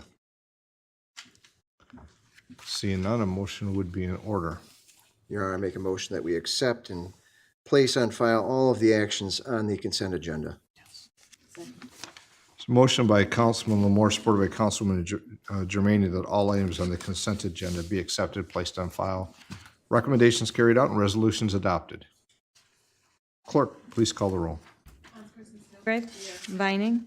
Germaine. Yes. Lamore. Yes. Mayor Clark. Yes. Next item, please. The next item under presentations, communications, and public hearings is item 4209, official recognition, Jane Summer, Megan Leroy, Woodland Cemetery. Mr. Robinson. Your Honor and honorable council, this is actually a matter that I've been pretty excited about, especially after making phone contact with Miss Summer a week and a half ago. You know, we mentioned in the work session, all of the things that's going on in Woodland area and all the improvements that are being made. And it's a historic cemetery, and I'm just really excited that I'm going to ask Mr. Jeff Green to come up and give a short presentation on kind of where we're at. But I think what's really important to keep in mind while this presentation is going on is that decades of work have went into this, and now to see with the work between Jane Summer for decades and Megan Leroy is an intern this summer, what the ability and what that cemetery has turned into for people to take the research and be able to find a loved one simply on their cell phone. And I think it's pretty amazing. Thank you, Mr. Mayor, members of council, Mr. Robinson. Jeffrey Green, I almost started to say something else. After that, I will go back to say consultant to the city of Monroe on historic preservation. I noticed several things have changed. The meeting went by much faster tonight, and you didn't say that it had to be a short presentation. I'm used to doing those more along the line of an hour or so easily. But again, I thank you very much for asking me. I am extremely happy to be here tonight. again, to meet up with some old friends that I haven't seen in a while, but also to talk about a project that I have been extremely interested in since I began with the city. And so that project, of course, is Woodland Cemetery. So tonight, I'm going to kind of rely on the mayor to help out of how we're going to do this. But as what we're kind of planning is the first portion of the presentation tonight, my presentation, will be looking at quickly at a redesign of the front entrance to the cemetery. The second item would be the repair and restoration of headstones, which is currently underway over at the cemetery by Carter Cemetery Preservation. The third part of the presentation tonight is beyond my technical capabilities, so Terry Davis, the city's IT supervisor, and Megan Leroy, our summer intern, will explain how they took records for burials and used GPS technology to locate every grave in the cemetery. What makes that so important is that visitors will be able to go to the city's website or scan a QR code at the entrance to the cemetery to direct them to the location of burial sites for their loved ones or for persons that they may be researching. And all of that work that they did brings us to another part of tonight's presentation, and that's one that I'm also extremely happy to be here to be a part of. And that's another person that you will have the opportunity to meet a little bit later, and that's Jane Summer, who is here tonight. Jane, along with her husband Pete, and Buck and Pat Vincent, were the prime movers and workers, and I'll stress workers again because they put in the time with the volunteer organization that kept Woodland Cemetery up and running and operating in the 1970s, the 80s, and on into the 90s. And I had the opportunity when coming to work for the city to be involved with that volunteer organization. And after ownership of the cemetery was eventually transferred to the city, Jane didn't stop there. She continued researching, organizing, updating, verifying, and correcting burial records from old record books, 3x5 cards, and all other sorts of records that were provided to her, eventually transferring that information to a computer program, which has allowed city staff to take the information she compiled, integrate it with our GIS system, again, so that any visitor to the cemetery will now be able to find almost any grave, which is remarkable. And it's remarkable when we stop to think that Woodland Cemetery, as we know it, has been operating for over 150 years. That's 150 years of records. And sometimes, you know, record keepers aren't the best, different ones. But we had one that was excellent and is with us here tonight. And although originally the cemetery began earlier than that and was known as Grove Cemetery and was to be organized under the Grove Cemetery Association, that group never materialized.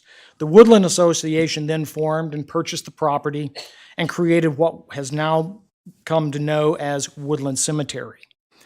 And this type of association where individuals, private individuals, would come together, buy property for a cemetery was fairly common in the 19th century as communities and their citizens found that old graveyards and burial grounds located in and near city downtowns and city centers was unacceptable. As such, these graveyards, with their crowding and worsening conditions, became the impetus for change. So by the mid-19th century, the country saw the advent of the rural cemetery movement, and that was to create cemeteries that were more park-like and more rural. Something where you could visit and not simply visit a graveyard, but rather a cemetery. And what that did was it changed where burying grounds were located, moving them outside the downtowns, outside and away from churchyards into areas on the kind of the outskirts of town, although we continued to grow. It changed how burial grounds looked. They were much more park-like and pastoral. And it changed what was acceptable as monuments and grave markers. Gone was the grim symbolism of earlier headstones, and in their place, monuments that celebrated the individual and their life. We'll take a look at some of the headstones under repair and then turn it over to IT for their presentation, and then we'll have a chance to meet Jane Summers. But first, we want to take a look at the entrance to Woodland Cemetery. And if I can do this right, it'll work. There we go, just a color shot. And this is the entrance to the current entrance to the cemetery. And for most of us, this is not what we would think of as an inviting entrance. So a cemetery committee headed by Mayor Clark began working with Beckett and Rader, a planning and landscape design firm, to create a more appropriate and appealing entrance. This is their most recent rendering coming up, based upon city feedback. Gone is the excessive signage, barbed wire and chain link fencing. Trees will be trimmed or removed if necessary so as to transform it into a simple but elegant entrance utilizing ideas and motifs both old and new. We are now working to finalize that design.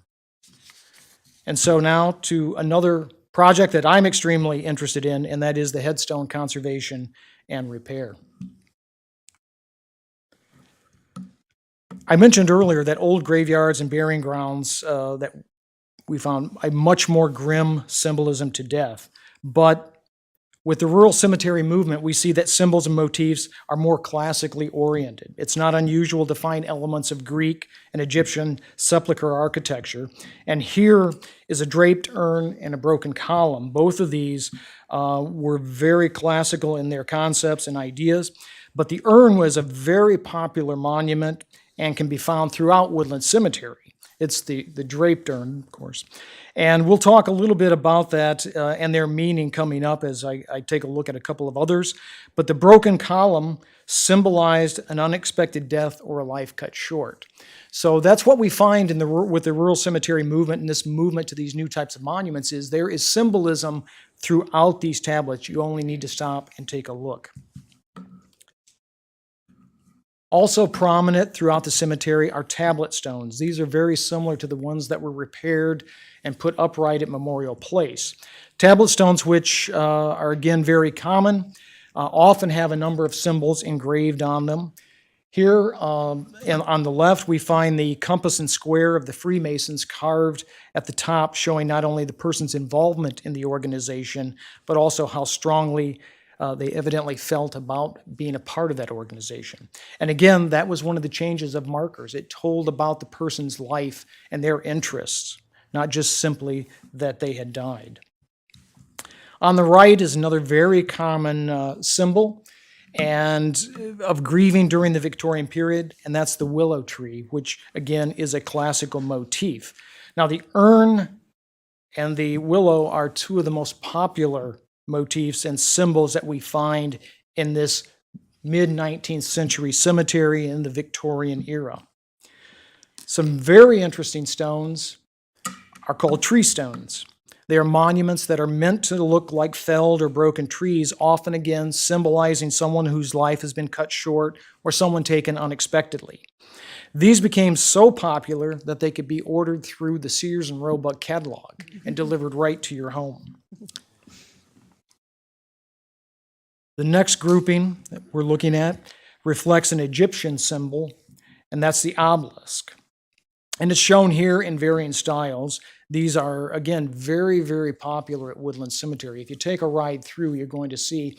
And here I've got several different stylings that are there. Some have a castellated top. Some are kind of hexagons.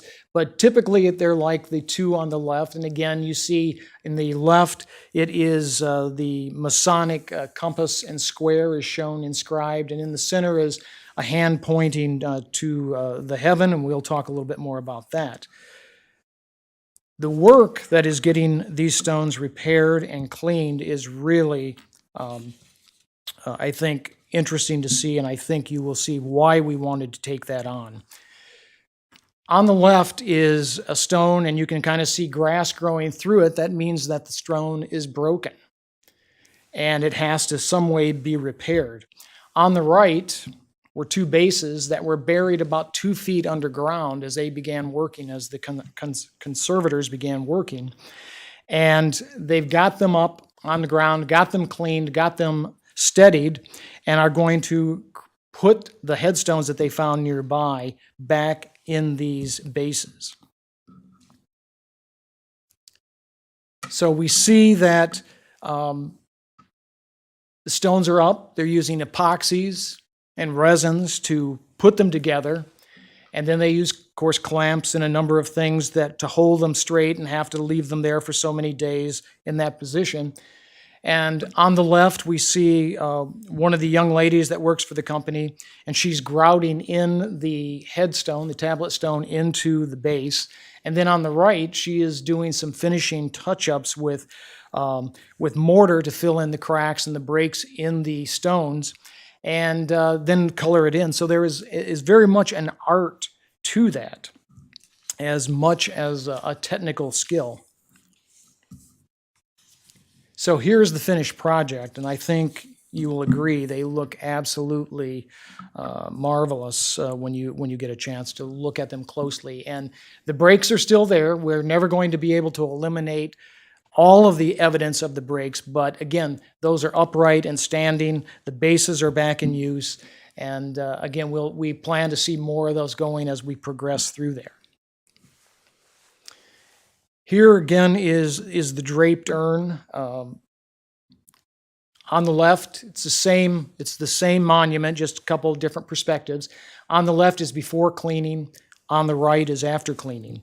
Now, the draped urn again is interesting and often has subtle nuances to it. For example, if the cloth on the urn is fringed, it often represents the veil between life and death. If it's unfringed, the cloth may represent garments that humans cast aside when leaving this world and going to the next. And it's ironic that the urn, which would contain ashes, was so popular during the Victorian era when cremation was not popular. But again, it's evidently that classical design and that is appealing to them. A couple of stones that have been cleaned. These are smaller. On the left is hands that are shaking. And handshakes often have those subtle nuances. Handshakes can be deciphered first by determining the gender of each hand by looking at the cuffs of the sleeves. If there are male cuffs, then it may represent a fraternal organization and a fraternal handshake. If the fingers on one hand are limp, it may represent the deceased being gripped by a relative or an angel, or God as they pass from this world to the next. And a simple handshake, as we see here, may simply represent God or a relative welcoming a new soul to heaven. In the middle, we have a broken chain, which again symbolizes a link missing in a family connection. Oftentimes, there may be even a hand that is taking that link that's missing. But on this one, simply a broken chain. And then on this final one, on the right, is a hand pointing into the air, which represents the deceased has gone to heaven. Now again, like the others, there are subtleties to this, and a hand that might have two fingers pointing up and the other two held down by the thumb represents Manus Dei, or the hand of God, and it's often used to mark the graves of a member of the clergy.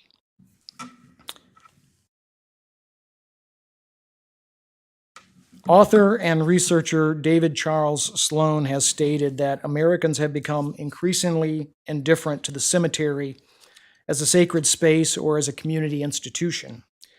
The cemetery's role as a repository of history and memories of the local community is fading. Americans replace community cemeteries with service cemeteries. And this institutionalization of the cemetery reflects a greater distance between the residents of the community and the graves of their ancestors. And I think you can see here that the work and the projects that are underway at Woodland Cemetery today are changing that particular view. We are trying to make that connection and bring the public back to the cemetery and provide the information and let them see the information that is there. It's their history. Woodland is full of it. If you take a ride through, you will see the names, I can almost guarantee you, of every street in Monroe. Those names can be found there on stones. So, Mr. Mayor, that's all I have for this point. I can go on for another hour if you'd like, or if you have any questions, I'd be more than happy to answer those.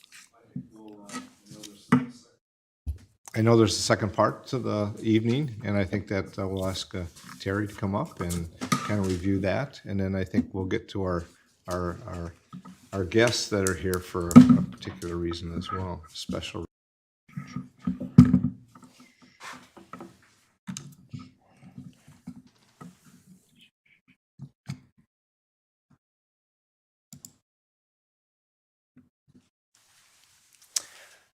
All right, good evening, Honorable Mayor and Council. My name is Terry Davis, Business Intelligence and Data Coordinator. I'm here with Megan Leroy, our IT summer intern this summer. We're here to talk to you about the Woodland Cemetery mapping project that Megan led this summer. So I'm going to hand you over to Megan. She's going to do the first part of the presentation, and I will wrap you up at the end. Very good. Welcome, Megan. Welcome. Thank you. Good evening, everyone. As mentioned, my name is Megan Leroy, and I had the opportunity to work with the City of Monroe to create the web mapping application for the Woodland Cemetery. Our first order of business was to GPS all of the headstones located in the cemetery, which total we have roughly almost 6,000 graves GPSed and detailed. To GPS each headstone, we used a Trimble unit, which connects with a mobile device via Bluetooth, as well as satellites to establish the exact coordinate points of each headstone. From there, we recorded the name, death date, veteran status, and war engagement for each member that we found located in the cemetery, as well as using the heavily detailed and descriptive records provided by Jane Summer and other volunteers from the Roselawn Memorial Park. From there, we were able to verify many different locations of several unknown graves, create family plots for several of the notable families in the cemetery, as well as verifying branches of service and engagements that many veterans were involved in the graveyard. We also were able to add plots for unknown graves on the map. There is a myriad of unknown plots of individuals that were buried but sadly have no head or foot stones, and we wanted to properly honor and identify these families in case people wish to identify their members that they cannot find. So we added a functionality for known and unknown graves, as well as pop-up windows to give a short description of each member in the graveyard. And we were also able to use the ArcGIS Pro software to create a mobile and browser version of the map for public use. We hope this tool can serve as a useful resource for the public to find information about their families, genealogy, and just discover the abundant history of Monroe. We also prepared a little demonstration of the cemetery map.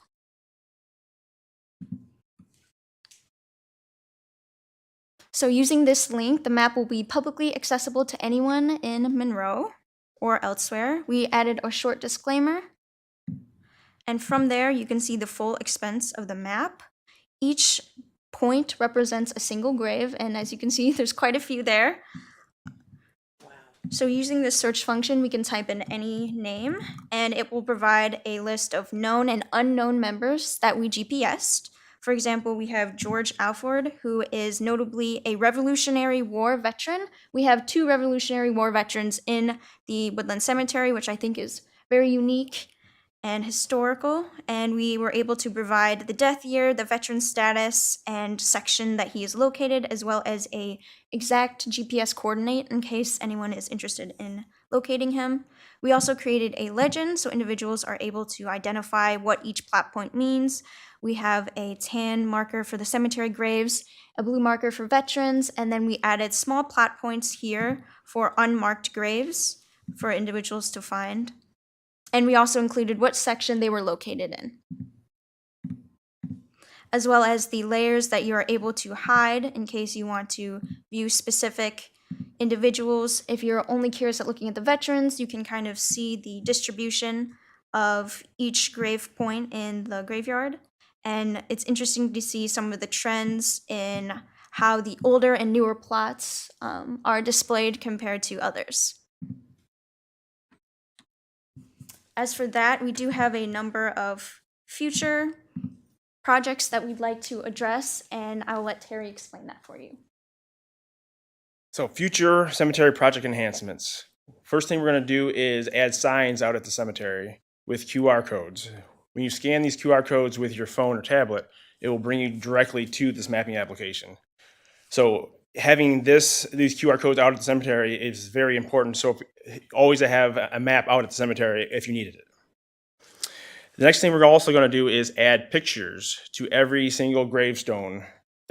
So every time you click a dot on the screen, it's going to bring up the information in a pop-up window, and next beside it, it's going to also bring up a picture of that gravestone. Then the last thing we have discussed is also creating a cemetery map for Memorial Park Place. There's not as many graves at that park, but it'll be a much smaller scale map, but look and feel will be exactly like the Woodland Cemetery map. We will also put a QR code out there for ease of access for that map too. Questions, comments? I'll go to council first, see if there's any comments, and I'm going to come down and join Jane and Megan because I want to chat with them myself and have an opportunity for them to speak as well, unless there's Deb, Councilwoman Stelgrave, I'm sorry. I just have a comment because I think this is awesome. It's amazing. As a person who delivers a lot of things to the cemeteries, this is a wonderful thing. And I'm sure it is for a lot of families that are wanting to know the graves and that. And this is a beautiful cemetery. Michelle Germaini. Thank you for this wonderful presentation. All the work you put in this is amazing. How did you handle the unknown graves and trying to find the information of who was buried there? Sat down a little too quick. So thank you to Jane Summer. She provided the detailed records, and from there, she actually had a detailed list of all the unknown graves. So from there and her records, we were able to determine which plot they were located in. Unfortunately, since they are unmarked, we don't know exactly where in the plot they're located, but we did create a singular data point for every individual in the said plot for all the unmarked individuals. And now they're marked. Yes, so hopefully we wanted to let people who had their family in there still have their family members remembered and honored in some way. Oh, thank you for that. Thank you. Great stuff. Great work. Another notch in the belt there. That's something that we can value as Monroe residents as great historical value, as well as a good point to bring people in from out of town. So thank you for your hard work. That's greatly appreciated. Thank you.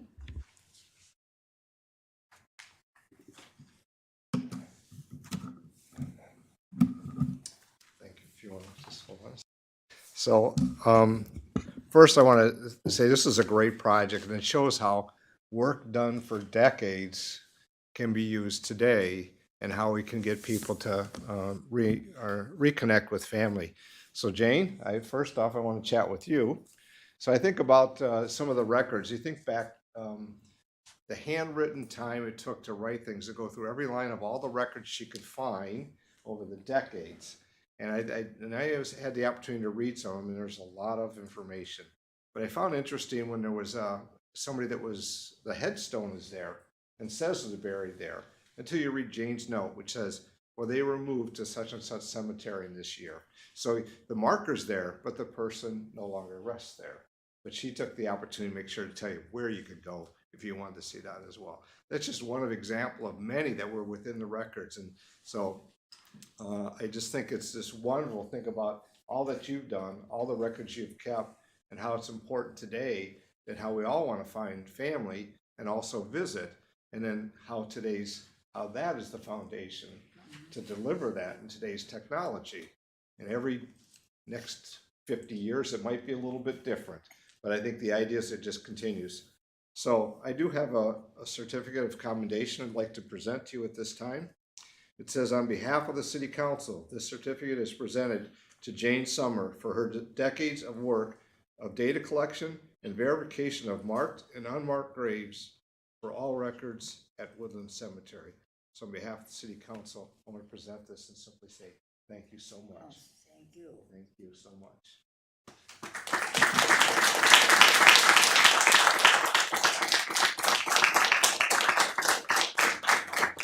Danny, would you like to say something? Well, talking about finding a grave, I had an email today, somebody can't find it. Can't find it. Yeah, they can't find it, they wanna know where, how? Did you tell them where it was? Well, I answered the question it was Lynn Riem that Oh, sent me a note. They'd been evidently to the museum to good luck. find out something, I don't know. So we have the historic written records. We have those that will be there forever, but also we also now have the technology records for a person that may be able in the future, while they're at the cemetery and they'll say, just look on your phone and GPS it, or I'm sorry, scan for it and be able to look at there, and gives them the direction because of the records that were provided, the naming with the section within the cemetery, and then you can walk right to where it is. So thank you so much. Well, I'm wondering too is, I got a sample to see this Mhm. presentation here, and like the Morris Mausoleum, do you have the names of those that are in there? That was one thing that we'd like to add actually to the presentation, because I actually tried to get into there before in my times in the cemetery, but it was locked, so I was unable to access it. But we're hoping once we get the records and check the records of the names, we'll be able to add those points post publication of the map. So as we talked about this, and as Megan's time and her internship here came to a close, I think as we started having, she did a presentation and we were talking about what might be next. There was already 3 or 4 new additional ideas of what the next steps are, besides going to Memorial Place and looking at that, which is much smaller. But how do we maybe even identify things even more, make sure we're not missing something? We start to get information of some of the unmarked and where they may be. And as I think the restoration work that's being done, as we heard here already, some of those markers are being found that are covered over. So the opportunity to maybe find one of those markers that it's currently unmarked, maybe marked in the future. But because we have the historical records and because we have the technology to place it, it can be brought forward in the future steps. So I see interns each year. Hopefully the opportunity, as Megan had done, to be able to continue to make Woodland Cemetery provide the information and thrive is what it can be for those that come to visit, because it is personal. We want people to come and not just reflect, but understand that they can look at it before they get here and they know where they're going to be. In the days of old, when you walk for an hour or two trying to find the one spot that you're looking for and hope you don't miss it. So, Jane, I want to say thank you again. Mayor, can I get a picture? Sure. Good. Full service police chief. Thank you, Tom. Thank you. You're welcome. Thank you. All right. Megan, you want to join me? Oh, sorry, go ahead. She done? Yeah, we're going to do this, then we're going to get you both together here in a second. Oh. So I want to say thank you, Megan. It was an enjoyable summer to watch you do your work. And I'd turn around and say, well, how far you been? She said, and she had dozens, hundreds already marked, and they're so quick. And you look at how you have the technology today of how we can move forward and make things, not just faster, but not just better, but just available. But it's not, again, as I said before, it's not done without the work that was done before us. And as you said a couple times in your presentation, thanking Jane, the fact that she'd spend her hours, her time, and it's not just nowhere to go other than old records and continue to search different ones. And I know that some of the records that were there, if you'd have done this 10 years ago, probably wouldn't have been accurate because of the work that Jane did, because of what she did and how you got there. But then you get to today's world and how we think about technology and the opportunities I'm sitting here listening to Megan talking about all of these terms, and I'm thinking, I wonder how everybody in this room, everybody knows what she's talking about. But I think you just pick up in how the demonstration showed how easily and how informative the information is. So Megan, I have a certificate of commendation awarded to you. On behalf of the City Council, this certificate is presented to Megan Leroy for outstanding work on the Woodland Cemetery mapping project during her 12-week information technology internship. So on behalf of the City Council and our residents, I want to say thank you. Thank you so much. Thank you.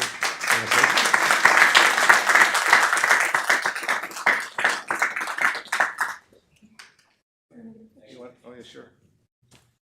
Open it up. Oh, open it up. There we Go go. this way.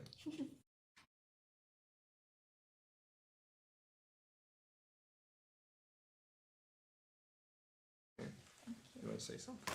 Oh, I of course could not do this without, of course, Jane Summer, as well as Kim and Terry, of course, who helped me and guided me through this whole process. It was definitely a collective team effort, and I'm grateful for everyone's hard work and mentorship through this.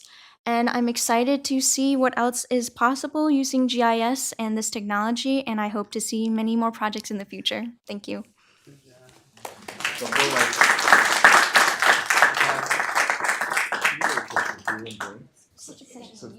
Yeah, I don't get to meet personally. So much. And I hope you can get more information. Oh, me too. Hopefully with this restoration And project. it's, stuff should be over at the museum. Oh, that's right. Yes, we'll have to check that out. Okay. And Jane, would you like to hold your? Do you want me to stand? If you like. Let me stand. Okay. Okay. Yeah, absolutely. Oops, the chair's moving. Don't let the chair move. Here we go. Oh, There, yeah, do it that way. There you go. there. There you go. How's that?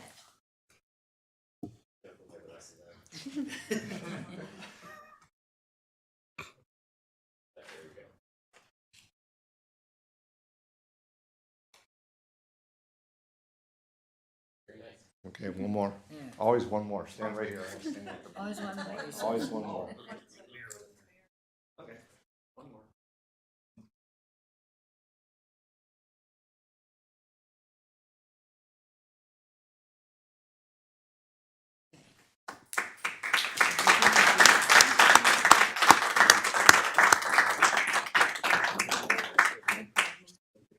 And I'll support her to it. I see a lot of family and friends here too, right? Wonderful. Okay, well. Okay.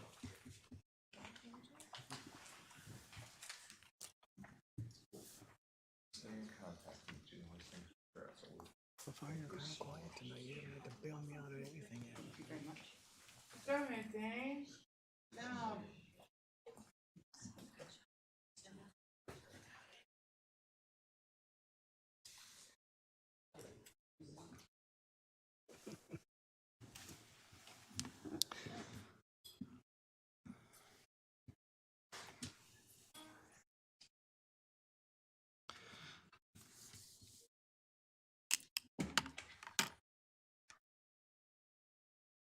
I think that concludes the presentation, Mr. Robinson.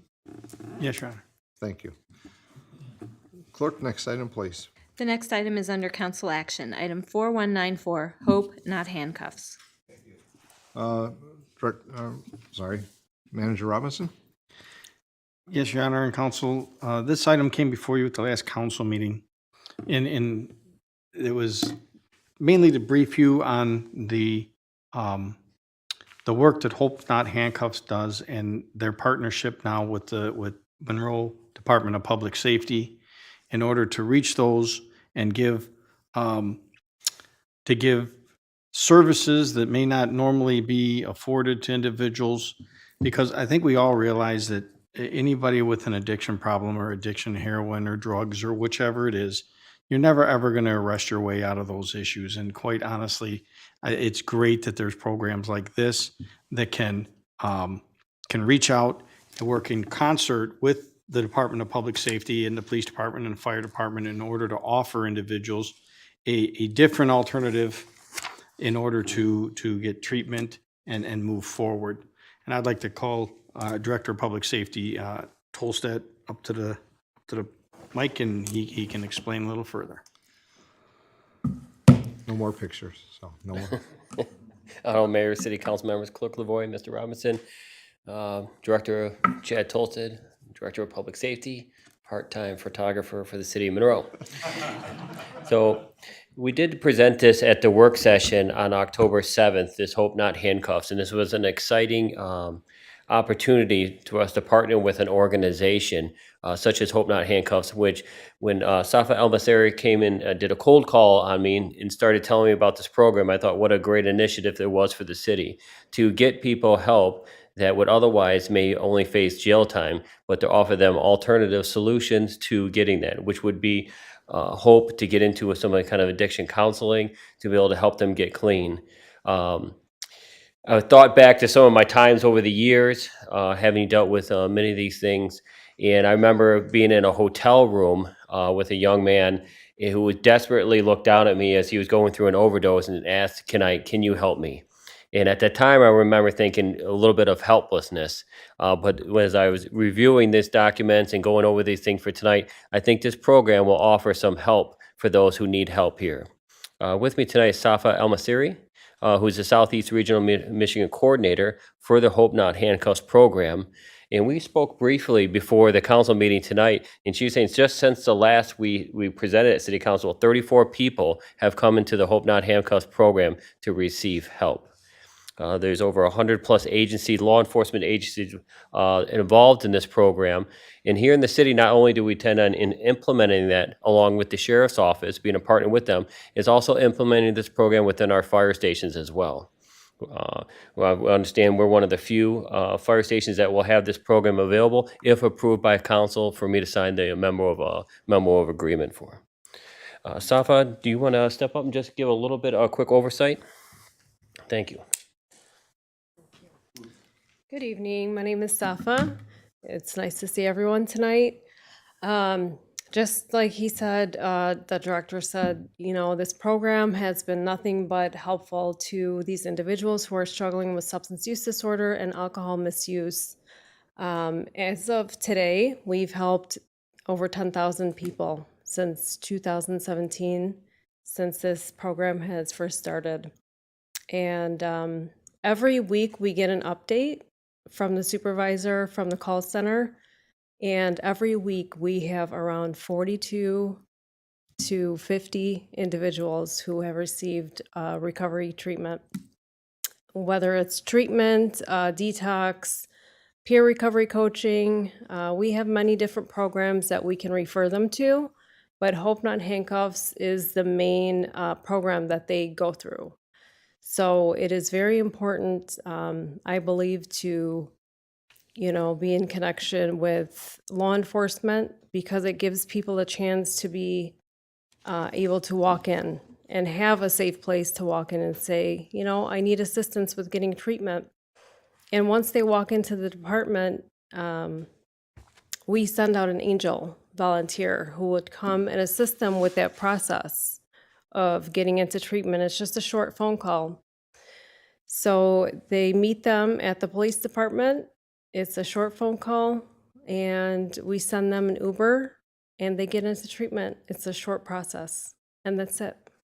All these people need is just a little bit of help and support, compassion as well. And, you know, we would be really, really happy if we partnered with the Monroe Police Department. Wonderful, thank you. Thank you. I know we have this on our item for action item this evening. I think that moving forward, the opportunities will just continue to grow. So we'll see how things go. Okay, thank you. Councilwoman Germaini? I'd like to make the motion if no one has any questions. So if there's no questions, comments, Councilwoman Germaini? Thank you, Your Honor. Motion to approve the resolution authorizing the Director of Public Safety to sign the memorandum of understanding with Hope Not Handcuffs on behalf of the city to become a participating agency with the program.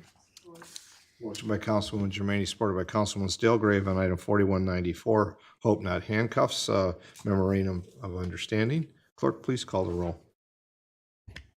Councilperson Steelgrave? Yes. Vining? Yes. Germaini? Yes. Lamore? Yes. Mayor Clark?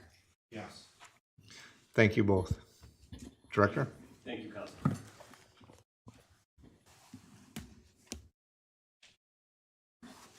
I'm sorry, I just wanted to say thank you so much.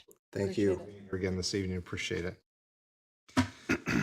Mr. Robinson, I'm sorry, Clerk Lavoy, next item, please. The next item is item 4210, Residential Housing Strategy Services Agreement. Thank you. Now, Mr. Robinson, this item?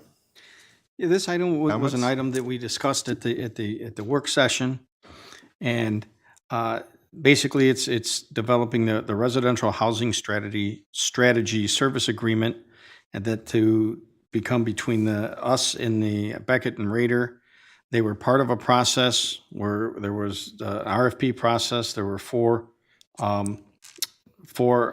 proposals that were submitted. It was a fair process, and we're asking that you approve this contract and give the city clerk and the mayor the authority to execute the agreement on the behalf of the city council, and authorize as well, besides the agreement, the transfer of $20,968 from the general fund contingency to completing the funding. That's just the contingency portion is the 20,000. Thank you. Any comments or questions from council? If none, Councilman Lamore? I make a motion to approve the services agreement with Beckett and Rader Incorporated. Authorize the mayor and city clerk treasurer to execute the agreement on behalf of the city council, and authorize the transfer of $20,968 from general fund contingency to complete the funding. Motion by Councilman Lamore, supported by Councilwoman Germaine, the item 4210, the residential housing strategy service agreement. Clerk, please call the roll. Councilperson Steelgrave? Yes. Vining? Yes. Germaine? Yes. Lamore? Yes. Mayor Clark? Yes. Clerk, next item, please. The next item is item 4206, recommendation to adopt complete streets policy. Thank you. Mr. Robinson, any comments? No, Your Honor, again, this was an item that we discussed at the work session, and Mr. Van Acker from Van Asacker from excuse me, sorry, Matt. It's a tough one. I know, but he presented on that this evening, and I think that it makes sense. And he's asking that the council, and we're asking that the council adopt a resolution to create a complete streets policy for the city of Monroe in accordance with the approved bicycle and pedestrian trail plan. Thank you. Any comments or questions from council? If not, a motion would be in order. Your Honor, I'll make a motion to adopt the resolution to create a complete streets policy for the city of Monroe in accordance with the approved bicycle and pedestrian trails plan. Motion by Councilman Moore, supported by Councilwoman Steelgrave on item 4206, recommendation to adopt the complete streets policy. Clerk, please call the roll. Councilperson Steelgrave? Yes. Vining? Yes. Germaine? Yes. Lamore? Yes. Mayor Clark?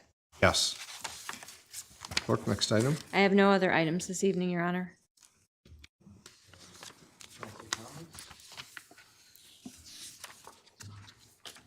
Councilwoman Steelgrave. I have a few. There's a lot going on this week in our city. Tomorrow night, there's a court dance from 6:30 to 8:30. Thursday night is the rescheduling of the Killer Flamingos concert in the park. And Friday at the Opportunity Center, they have a boatload of things going on over there. It's pretty cool. Touch a truck and the teddy bear thing, which is it's a pretty cool thing. And on Sunday, Tino Amaya and myself are hosting a picnic in the park, and it'll be all free: foods, bounce houses, pony rides, and a whole lot of other things, music and that. And we are asking that you bring some non-perishable food items so we can help the shelters. And that's all I have. So the item on Sunday, park and time. Oh, I'm sorry. St. Mary's Park from 12 to 5. And we're going to fill the truck. So there's going to be a big U-Haul truck there, and we would just want to fill it. Very good. Thank you. Other comments?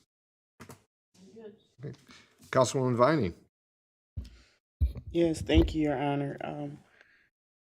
I really enjoyed the Woodland Cemetery presentation. So I know I have family members who were buried there. And I could just tell it was a labor of love amongst the team, and then the added level of technology, because you can get lost and turned around in there. So I'm excited to text the family and let them know, let's scan the QR code. I forgot to ask if it had went live yet, but Can Sure. can you answer that? Sure. for me? Yeah, because I know that there's inquiries already, and how we're kind of pushing that out at the start, and what the plans are for the future is And a if great we question. if we can use the map right now today, The link interactive is map. live, but we haven't added to our website yet. So we will be adding it to our website probably this week. Okay, yeah, I could tell you guys really worked hard on that, and you know it's just a great way to preserve history and to honor our ancestors. So I just think it was a wonderful project um, and a big, huge undertaking. So thank you guys. Absolutely. Thank you. I'm happy we voted for the Hope Not Handcuffs. You know, it seems like the overdoses are picking back up. It's about every day. And so I'm really, really hoping that this will be another added layer of access to treatment because I learned recently, like in the state of Michigan, Monroe is number 3 in terms of offering treatment services, but there is some sort of disconnect in the people actually getting the services. I don't know where the disconnect comes in. I know there's a huge racial disparities, according to the state. For every white person that ODs in our county, 5 black people OD in the county. So I was kind of shocked to hear those disparities. And I have personal experience knowing when somebody wants help, like the lady who was here at the last meeting said, you got maybe like a few minutes, maybe an hour. And sometimes if people aren't court ordered into treatment, it's really difficult for them to get treatment, even to like get the phone answered if you have like state insurance. So I'm hoping that this chief will really take away some of those barriers. Um, I'm gonna research it some more because I'd like to know, you know, what are you guys doing where you're able to show up like that and get somebody into treatment that same day? Because I think that's crucial to solving some of the issues we have here. People are just absolutely not being able to get into treatment the same day.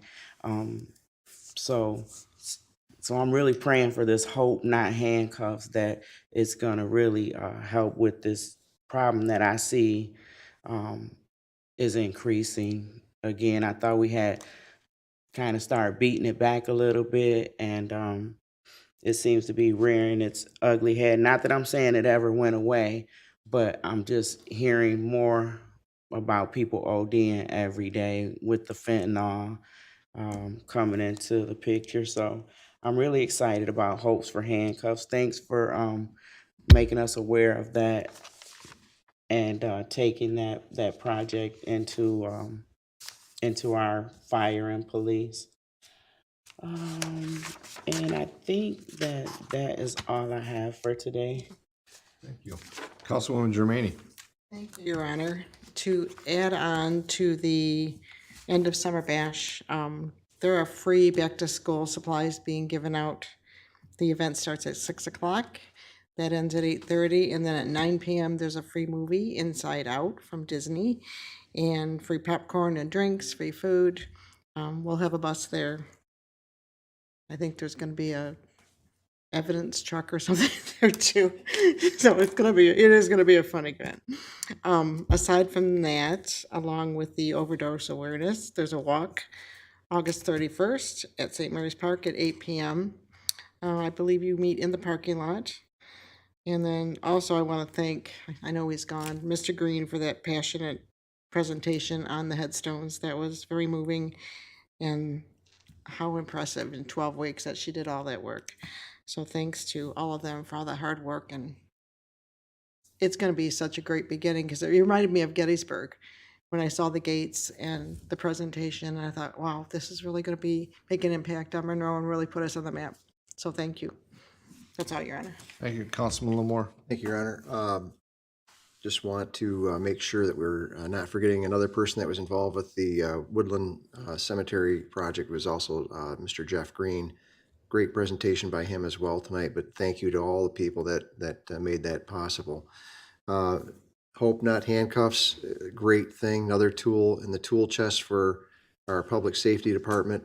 I think it's a win-win situation because like Director Tolstead said, he's been in situations where he's felt helpless, not being able to help a person that's searching for that help. Well, this hopefully will give them that, get rid of that helplessness and help them, because I know that that can weigh on them heavily as patrolmen, and it's just another, like I said, a great tool in the tool chest and something that's going to help our police officers too and our firefighters as well. And that's all I have, Your Honor. Thank you. Just a couple of comments, kind of follow up. You know, the presentation Woodland Cemetery is a special place within our community. And I just remind people, it's still an active cemetery as well. There are still burials that here just last week, and there's plots that are still available. There's, but it's coming close to when it'll be, I'll say, managed just for care as opposed to new burials. But that said, that's still years out. But so I think about that when you think people use cemeteries and they go there for various reasons. It is a solemn place. It is a place for families to go to reflect with their family, reflect upon families lost and past, and yet at the same time make that connection. So I think I'm very thankful to the council as we put that in an item for us to I'll say take care of, but also the work that's done. Mr. Green's presentation and information gives everybody an idea what's going forward, what to expect. And Terry and Kim, obviously, just the great work, and starting to have an intern to come to the city to work on a project. And boy, when Megan came here, we found that, well, what a great project this would be. And in 12 weeks to have accomplished all that. And it wasn't just going out and plotting locations, had to take the great records that were put together by Jane Summer and how you transition that into the technology and verifications back and forth and its details. And it's a lot of time that was consumed. But I just remember Megan going out there with her standard out there and running out and going out to the cemetery and spending hours making sure that everything was plotted, marked and unmarked. And you could only do that because of the records which Jane had provided to know that we're accounting for all. So my thanks to them, and I think it's something to be proud of, not only for their work, but here for the city and the families, as Councilman Viney said, that have family that is buried there. The housing strategy was on a council action item tonight, and we talked about that at the work session as well. So if those that have an interest in learning some more about that and some of the process, not only just how we went through the process, but the selection, but also the data and information that's available, obviously, on through the city's website and the clerk's office, but just what to expect from that and the time frame that'll be. It is one of the priorities of the council. It has been. We've had some previous conversations, but this brings us to where we need to be. It's the number one item within the city. We're talking about housing for the future and all kinds of housing, with not just new builds, but there's the rehabilitation opportunities, the infill housing, the mixed use type of housing, multiple unit housing, senior housing, duplex housing. All those are part of what we need to receive from this. And I think our selection in the company that was awarded through the agreement will be providing the information that we're going to need to meet the challenges not only of now but in the future. And I know from council's participation in some of the conferences as well as mine and what I hear from statewide, it is the number one topic is housing. And we have people that have homes that are ready to transition into independent care or duplexes, and those houses they leave become available for those to move in or those to purchase their first home. And it's a cycle that continues, but when we lack some of that housing, we need to make sure we touch all spaces of where housing needs are. So thanks to council tonight for moving that forward. I think we have a good vision of where that'll be, and I'm confident that the information and what our needs are will be delivered through the work done from Beckett and Rader. Those are my comments from this evening. Clerk Treasurer Lavoy. I just have a couple of things. First, just a reminder for those of you who elected not to pay the county portion of the summer taxes. Those will be coming due here in September. So I just want to make sure that folks remember that. And then I also wanted to just update council a little bit and the public in general. I wanted to thank my chief deputy, Jamie. She has worked really hard to train the newer staff that we have in the office, and so that we can have all 3 windows available and be ready as the tax seasons are upon us. And then obviously we have the November election coming up as well. And now to continue to maintain the high levels of customer service and integrity that we have in that office, she's going another step further with their training, and they will the 2 newer staff members will be fully trained in all the operations of the clerk treasurer's office. So I want to thank council, because you allowed us to make the investment in another staff person in that office, and I believe it's really paying off for the customers, as well as for, like I said, maintaining all of the things on both sides, clerk and treasurer side, that we need to. So thank you for that, and thank you to our customers for working with us as we've moved through this transition during this year. It's gone very well, I think. Thank you. Thank you. City Manager Robinson, comments this evening? I have nothing further at this time. Okay, very good. So at this time, citizens' comments, if there's those present that wish to make comment, I always say just be mindful of the rules of the council chambers. Please make your comments, direct them to the council, myself, or if the manager has comments, but at 3 minutes, please state your name, jurisdiction of residence, and we'll start. Any comments, please? Oh, yeah, please do. Mayor and City Council, Gloria Rafco, 127 Borges. And I came just to bring you an update, because I'm sure you're worried about what's going on in the first block of Borges with the weeds. These will be distributed to them. Okay, she's going to pass around. I've taken numerous pictures of what's going on. And I've lived there for more than 25 years. Never had a critter in the yard. I'm sure I did, but that I saw. Never had one that I saw. This year, we've had 3 groundhogs, raccoons, and a neighbor just yesterday saw a rat coming out of there. And it's pretty disgusting. There's little kids that live next door to that. You know, they have to go out and play. People come by all the time, and if you're outside, they stop and say, "What's going on with this house?" What do you tell them? We don't know. And I know that they're looking for blight. You go around and see it. The neighbors on the other side have taken to cut the grass, because when we'd call the city, it took so long to get there that everybody else has their grass cut. That one didn't. So she said, heck with it, I'll just cut it. So she's cutting the grass again. And in the back behind the garage, that's like a little forest. I don't know what's back in there. And both of us have to cut grass alongside of it. I'm a pretty nervous person when it comes to critters with 4 legs. I love dogs, but that's it. Everything else can stay out of the yard. So if you could please come up with something new that you can do. I know you have this, you drive around and look at blight, but nothing's happening with the blight. And I'd also like to tell you that, I mean, this doesn't have anything to do with city council, but there's packages on the porch. There's nobody there to get them, so it's not my job to look at them, because I don't want to touch them, but somebody needs to look at what's being delivered there. Thank you very much. I hope I don't have to come back. Thank you, Ms. Rafco. I know, see the manager, he always takes notes, and I'll have the, when we get reports. So I guess it's an opportunity, though, to remind people, because I know that for those that don't know, we do have a process for reporting blight and other items. You can do it through the city's website. You can do it through the app.